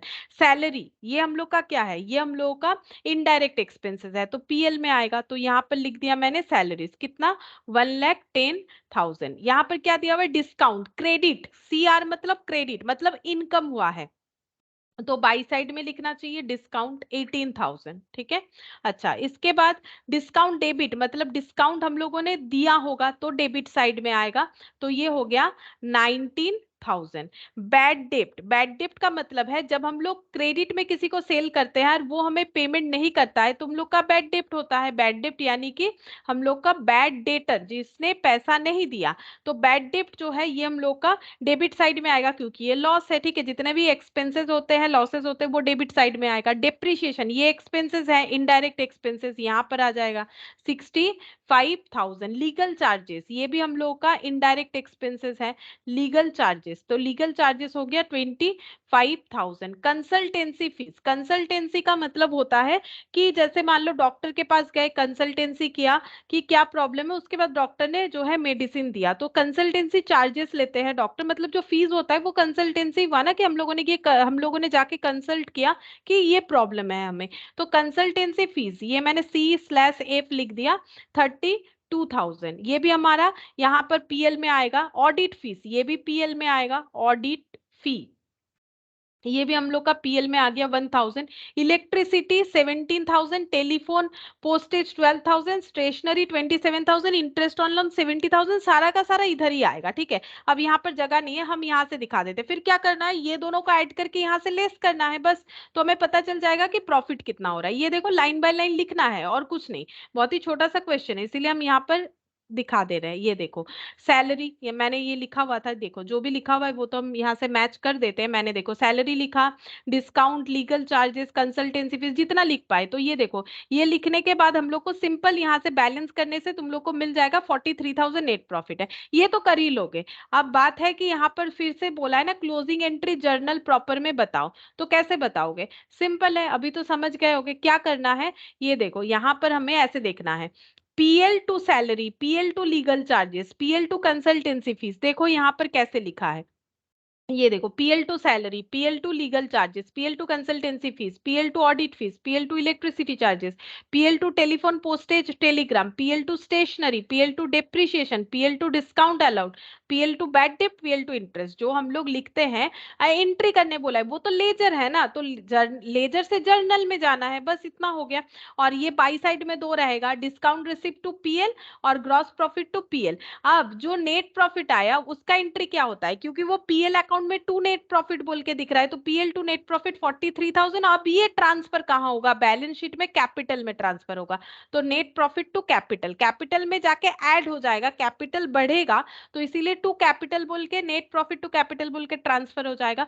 तो ये हम लोगों ने क्या देखा, ये हम लोगों ने देखा कि कैसे करके क्लोजिंग एंट्री होता है। ठीक है, जस्ट इसको गो थ्रू करो और कुछ नहीं करना है, क्योंकि ऐसा पूछता नहीं है, लेकिन हमें कंसेप्ट पता होना चाहिए, इसीलिए हम बता रहे हैं। अच्छा, ये हम लोग का थर्ड नंबर हो गया। अब ये देखो फोर्थ नंबर, फोर्थ नंबर में हमें यहाँ पर बोला है, so how do you compute the amount of debit to profit and loss account. अच्छा, यहाँ पर क्या दिया है, 1 अप्रैल 2020 प्रोविजन फॉर डाउटफुल डेब्ट एग्जिस्टेड एट 40,000। अच्छा, अब ये प्रोविजन फॉर डाउटफुल डेब्ट क्या होता है, जैसे मैंने अभी बोला कि डेटर अगर हमें पेमेंट नहीं करता है तो वो बैड डेब्ट हो जाता है। अगर हम लोग इस बात पे कंफर्म है कि डेटर सच में हमें पेमेंट नहीं करेगा, जैसे देखो डेटर का हम लोग 3 पार्ट कर सकते हैं। डेटर हम लोग का 3 तरीके का होता है, एक होता है गुड डेटर, ठीक है, जो पेमेंट कर देता है टाइम पे या फिर टाइम से पहले। एक होता है बैड डेटर, जो हमें पेमेंट नहीं करता है। एक होता है डाउटफुल, मतलब अभी भी कंफर्म नहीं है कि पेमेंट करेगा कि नहीं करेगा। अगर कंफर्म नहीं है तो उसे हम लोग बोलते हैं डाउटफुल। ठीक है, उसे हम लोग बोलते हैं डाउटफुल डेब्ट। तो ये देखो इसका कैसे कैलकुलेशन होता है, जैसे मान लो हम लोगों का टोटल डेटर था सपोज 100 रुपीज। ठीक है, अब हमें कंफर्म है कि बैड डेप्ट कितना है, बैड डेप्ट कंफर्म होता है, मतलब हमें पक्का पता है कि कितना पैसा नहीं मिलेगा। सपोज हम लोग को पता है 20 रुपीज नहीं मिलेगा, तो इसका मतलब हम लोग को कितना पैसा मिल सकता है, 80 मिल सकता है। अब पता नहीं इसमें भी क्या हो, तो ये हम लोग का क्या हो गया, ये हम लोग का हो गया डाउटफुल, डाउटफुल डेप्ट। ठीक है, डाउटफुल डेटर। अब इसमें से अगर हमें क्या करना है, डाउटफुल जो होता है उस पे हम लोग क्या कर सकते हैं, प्रोविजन क्रिएट कर सकते हैं। ठीक है, प्रोविजन का मतलब होता है फ्यूचर में अगर कोई लाइबिलिटी ऑकर हो सकता है, उसके लिए आज से जो है अगर हम लोग कुछ एस्टिमेशन रखते हैं तो उसे प्रोविजन बोला जाता है। तो हम लोग यहाँ पर 10% प्रोविजन करते हैं, 10% प्रोविजन फॉर डाउटफुल डेप्ट। अब ये परसेंटेज हमें कैसे पता चलेगा, परसेंटेज जो है हर एक बिजनेस ऑर्गेनाइजेशन अपने जो है प्रीवियस नॉलेज से पता करता है कि हर बार मेरा कितना डाउटफुल डेप्ट होता है। तो अगर प्रीवियस ईयर हम लोग का 10% हुआ था, तो हम लोग ये मान के चल सकते हैं कि इस बार भी 10% होगा या उससे कम ज्यादा। वो तो बिजनेस के हमारे मतलब कैसा बिजनेस चल रहा है उससे जो है हम लोग आइडेंटिफाई कर सकते हैं। मतलब ये ऐसा मत सोचो कि बहुत बड़ा बात है कोई कर नहीं पाएगा, हर कोई किसी को अपने बिजनेस का नॉलेज होता है, वो इजीली बोल पाता है कि उसका कितना लॉस होगा। तो 10% प्रोविजन क्रिएट करना है, मतलब हम लोग ये बोलना चाह रहे हैं कि 100 रुपीज मिलने वाला था मार्केट से, 20 नहीं मिलेगा, कंफर्म हो चुका है। अब 80 में भी थोड़ा थोड़ा डाउट है, पता नहीं मिले ना मिले, कुछ नए कस्टमर है, पता नहीं उनपे कुछ एजम्पशन नहीं ले पा रहे हैं, या फिर कुछ ऐसे कस्टमर है जो प्रीवियसली भी जो है पेमेंट नहीं किए हैं, तो क्या करना चाहिए? तो हम लोगों ने उसके हिसाब से ये एजम्पशन लगाया कि 10% का हमें प्रोविजन क्रिएट करना चाहिए, मतलब फ्यूचर में हमें जितना पेमेंट नहीं मिल सकता है उसका अमाउंट है 10%। अब 10% किस पे क्रिएट करें? डेटर पे। तो डेटर कितना है? डेटर तो 100 है, लेकिन जब पता ही है कि 20 मिलेगा ही नहीं, तो अभी रिसीवेबल अमाउंट कितना है डेटर का? 80। उस पे प्रोविजन करेंगे, तो 80 पे अगर 10% प्रोविजन करेंगे तो ये अमाउंट हम लोग का आएगा 8 रुपीज। ठीक है, तो यहाँ पर कितना आ गया? 72। इसे हम लोग क्या बोलेंगे? गुड डेटर, मतलब कंफर्म है कि ये डेटर हमें पेमेंट कर देंगे। अब अगर हमें जो गुड डेटर है, गुड डेटर को हम लोग क्या कर सकते हैं? डिस्काउंट दे सकते हैं। ठीक है, क्यों? क्योंकि वो मोटिवेटेड रहे। जो गुड डेटर है, जो टाइम पे पेमेंट करते हैं या टाइम से पहले, तो हम लोग उन्हें क्या करते हैं? जो तुम लोग देखते हो ना discount allowed to debtor, actually वो गुड डेटर को दिया जाता है, उन्हें मोटिवेट रखने के लिए। क्योंकि देखो, अनएथिकल होना बहुत आसान है कि हम लोग नहीं देंगे, ये सब कर ही सकते हैं, लेकिन क्या होता है ना, मैक्सिमम लोग जो है एथिकली होते हैं, बहुत कम लोग ही अनएथिकल होते हैं, नहीं तो फिर कोई भी चीज, कोई भी ऑर्गेनाइजेशन चलना मुश्किल था। ठीक है, तो हम लोग क्या करेंगे? जो मतलब गुड डेटर है उनको हम लोग कुछ डिस्काउंट देना चाहे तो दे सकते हैं। तो डिस्काउंट अगर फ्यूचर में देना चाहे तो उस पे भी हमारा क्या हो सकता है? उस पे भी हमारा प्रोविजन क्रिएट हो सकता है, जिसको बोला जाता है प्रोविजन फॉर डिस्काउंट। ठीक है, जिसको बोला जाता है प्रोविजन फॉर डिस्काउंट। अब ये कितना परसेंट होगा वो भी जो है ऑर्गेनाइजेशन अपने हिसाब से एस्टिमेट कर सकता है। मान लेते हैं कि 2%। ठीक है, 2% ये लोग डिस्काउंट देंगे, तो 72 पे होगा। 72 पे 2% लगाते हैं, कितना हो गया? 1.44। तो ये माइनस कर देते हैं, तो कितना आ गया? 70.56। ये हम लोग का हो गया नेट डेटर। ठीक है, ये हम लोग का नेट डेटर हो गया। अब इस चीज को हम फिर से समझाते हैं। किसी एक ऑर्गेनाइजेशन का अगर इतना रिसीवेबल अमाउंट है और उसको कंफर्म हो गया कि 20 रुपीज उसे नहीं मिलने वाला, तो मार्केट से 80 ही उसका रिसीवेबल है। अब इसमें भी क्या होता है ना, ये पोर्शन तो हम लोगों ने हटा दिया डेटर से, अब ये दो पोर्शन मिक्स्ड अप हो गया, गुड और डाउटफुल। अब उससे हम लोग डाउटफुल हटा देंगे। ये क्या है? ये है, इसको ऐसे लिखो, गुड एंड डाउटफुल। अब हम लोग यहाँ से अगर डाउटफुल हटा देते हैं एक एजम्पशन बेसिस पे, ये जो है ये एजम्पशन होता है ऑर्गेनाइजेशन का, तो हमें क्या मिल जाएगा? Good debtor. तो एजम्पशन ये है कि हो सकता है कि 10% हमारा और भी डाउटफुल लग रहा है कि 10% ना मिले, तो 80 पे 10% लगाना चाहिए। 100 पे लगाना बेकार है। क्यों? क्योंकि मुझे तो पता ही है 20 नहीं मिलेगा, कंफर्म है। तो हमेशा प्रोविजन किस पे लगाना चाहिए? इस पॉइंट से हमें क्या पता चला? अगर बैड डेप्ट है तो लेस करके प्रोविजन लगाओ, तो इससे गुड डेटर निकल के आ गया। अब गुड डेटर को हम लोग डिस्काउंट देना चाहते हैं, तो अगर डिस्काउंट देंगे तो इतना तो मिलेगा नहीं, इससे कम मिलेगा। तो डिस्काउंट कितना देना चाहते हैं? हम लोग सोच रहे हैं कि 2% डिस्काउंट देंगे टोटल अमाउंट पे। तो टोटल अमाउंट कितना मिलने वाला है? 72। अब देखो, ये 2% बहुत से लोग क्या करते हैं, इस पे लगा देते, कोई इस पे लगा देते। लॉजिक सोचो, मुझे किसको डिस्काउंट देना चाहिए? जो मेरे गुड डेटर है। तो गुड डेटर कौन है? अब इसमें तो बैड डेप्ट है, तो फिर 100 पे क्यों लगाए? इसमें तो मेरा डाउटफुल इतना है, तो इस पे क्यों लगाए? तो मुझे कितने पे लगाना चाहिए? गुड डेटर, यानी 72 रुपीज पे। तो 72 रुपीज पे अगर हम लोग 2% लगाएंगे तो हमें मिल जाएगा नेट डेटर, इतना हमारा अमाउंट रिसीव हो सकता है। अब ये मैंने क्यों बताया? ये देखो, ये इलास्ट्रेशन 4 में हमें वही बोला है। 1 अप्रैल 2020 में यहाँ पर दिया हुआ है कि प्रोविजन फॉर डाउटफुल डेप्ट है 40,000, ट्रेड रिसीवेबल है 15 लाख, बैड डेप्ट टोटल है 1 lakh. It is required to write off the bad डेप्ट and create a provision equal to 5% of the trade receivable balance.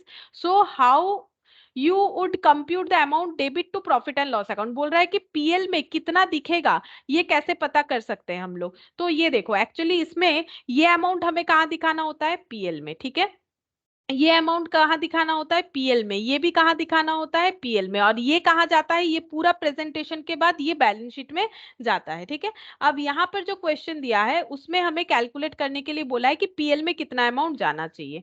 तो इसके लिए हम लोग को क्या प्रिपेयर करना पड़ेगा? ये देखो, यहाँ पर प्रोविजन फॉर डाउटफुल अकाउंट बना के किया हुआ है, तो हम लोग भी करके देख सकते हैं। बस यही वाला लास्ट करवाएंगे, ये समझाया तो इसका जो है तुम लोग को याद रहे, इसीलिए हम करवा दे रहे हैं। तो अगर हम लोग बना लेते हैं, देखो, प्रोविजन फॉर डाउटफुल डेप्ट अकाउंट, हम लोग कौन सा अकाउंट बनाएंगे? प्रोविजन फॉर डाउटफुल डेप्ट। अब यही क्यों बना रहे वो भी बताते हैं।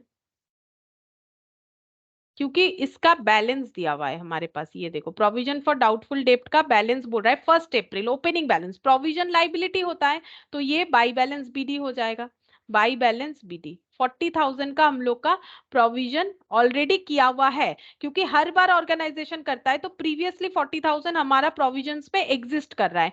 डेटर ट्रेड रिसीवेबल मतलब डेटर है 31 मार्च 20 को 15 लाख, बैड डेप्ट हुआ है 1 लाख, ठीक है। और हमें बोला है it is required to write off bad डेप्ट and create a provision equal to 5%, बोल रहा है बैड डेप्ट को राइट ऑफ करो और 5% नया प्रोविजन क्रिएट करो। तो ये देखो मैंने तो अभी वही सिखाया, बैड डेप्ट राइट ऑफ करके ही प्रोविजन क्रिएट करना है। अगर हम लोग अकाउंट नहीं बनाएंगे तो भी नॉर्मल होगा जैसे मैंने सिखाया। तो देखो डेटर यानी ट्रेड रिसीवेबल कितना है 15 लाख, इससे हमें क्या लेस कर देना चाहिए बैड डेप्ट। अगर अकाउंट नहीं भी बनाओगे तो नॉर्मली भी क्वेश्चन हमारा सॉल्व होगा। बैड डेप्ट कितना है 1 लाख, ठीक है। तो 1 लाख हमें नहीं मिलेगा, इस बात का कंफर्मेशन हो जाता है। फिर 14 लाख हम लोग का गुड और जो है प्रोविजंस के लिए है। प्रोविजन कितना करना है 5%, तो लेस करते हैं provision at the rate of 5%। तो 5% प्रोविजन बनाएंगे 14 लाख पे, ये देखो 14 लाख पे 5% प्रोविजन बनाएंगे तो कितना हो जाएगा 70,000, ठीक है। तो यहाँ पर 70,000 प्रोविजन हो गया माइनस 14 लाख,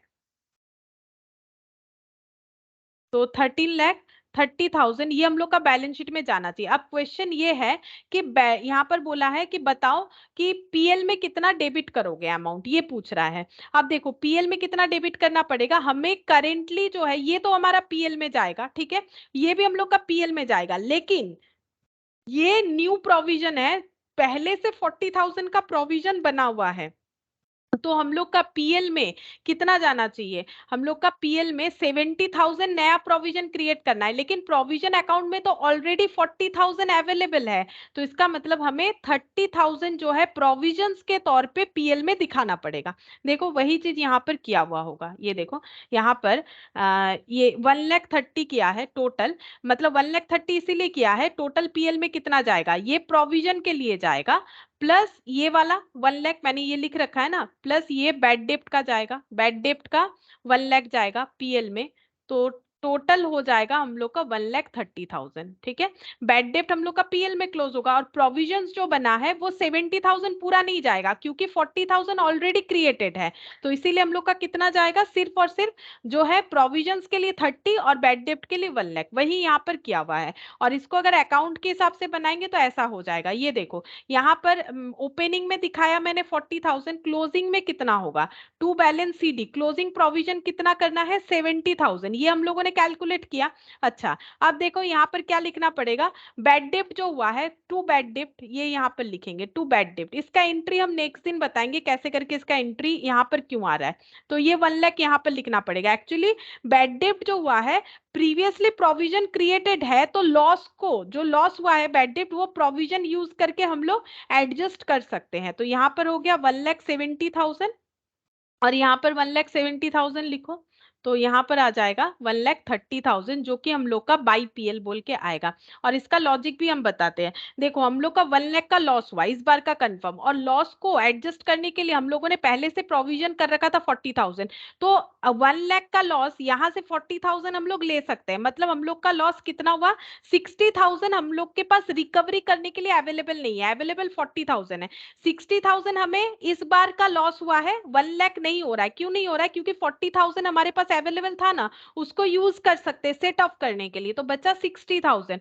ये लॉस इस बार के पीएल से करना पड़ेगा, और करेंटली हमें 70,000 का क्या प्रिपेयर करना है, प्रोविजंस फिर से प्रिपेयर करना है। तो टोटल हमें 70 और 60 1,30,000 पीएल में ट्रांसफर करना पड़ेगा। तो यही एंट्री होता है। तो इस तरीके से भी सोच सकते हैं हम लोग, या फिर ऐसे सोच सकते हैं कि बैड डेप्ट का 1 लाख पीएल में जाएगा और नया प्रोविजन क्रिएट करना पड़ेगा 70,000, क्योंकि पहले से 40 क्रिएटेड है तो 30 क्रिएट करने से ही होगा 1,30,000। तो ऐसे करके भी कर सकते हो, ठीक है। दोनों तरीके का कंसेप्ट से ही क्वेश्चन होता है, जैसा सोचना चाहे, और इसके हिसाब से इसका एंट्री भी होता है, वो हम लोग नेक्स्ट दिन डिस्कस करेंगे। आज हम लोग यहाँ तक ही करते हैं, ठीक है।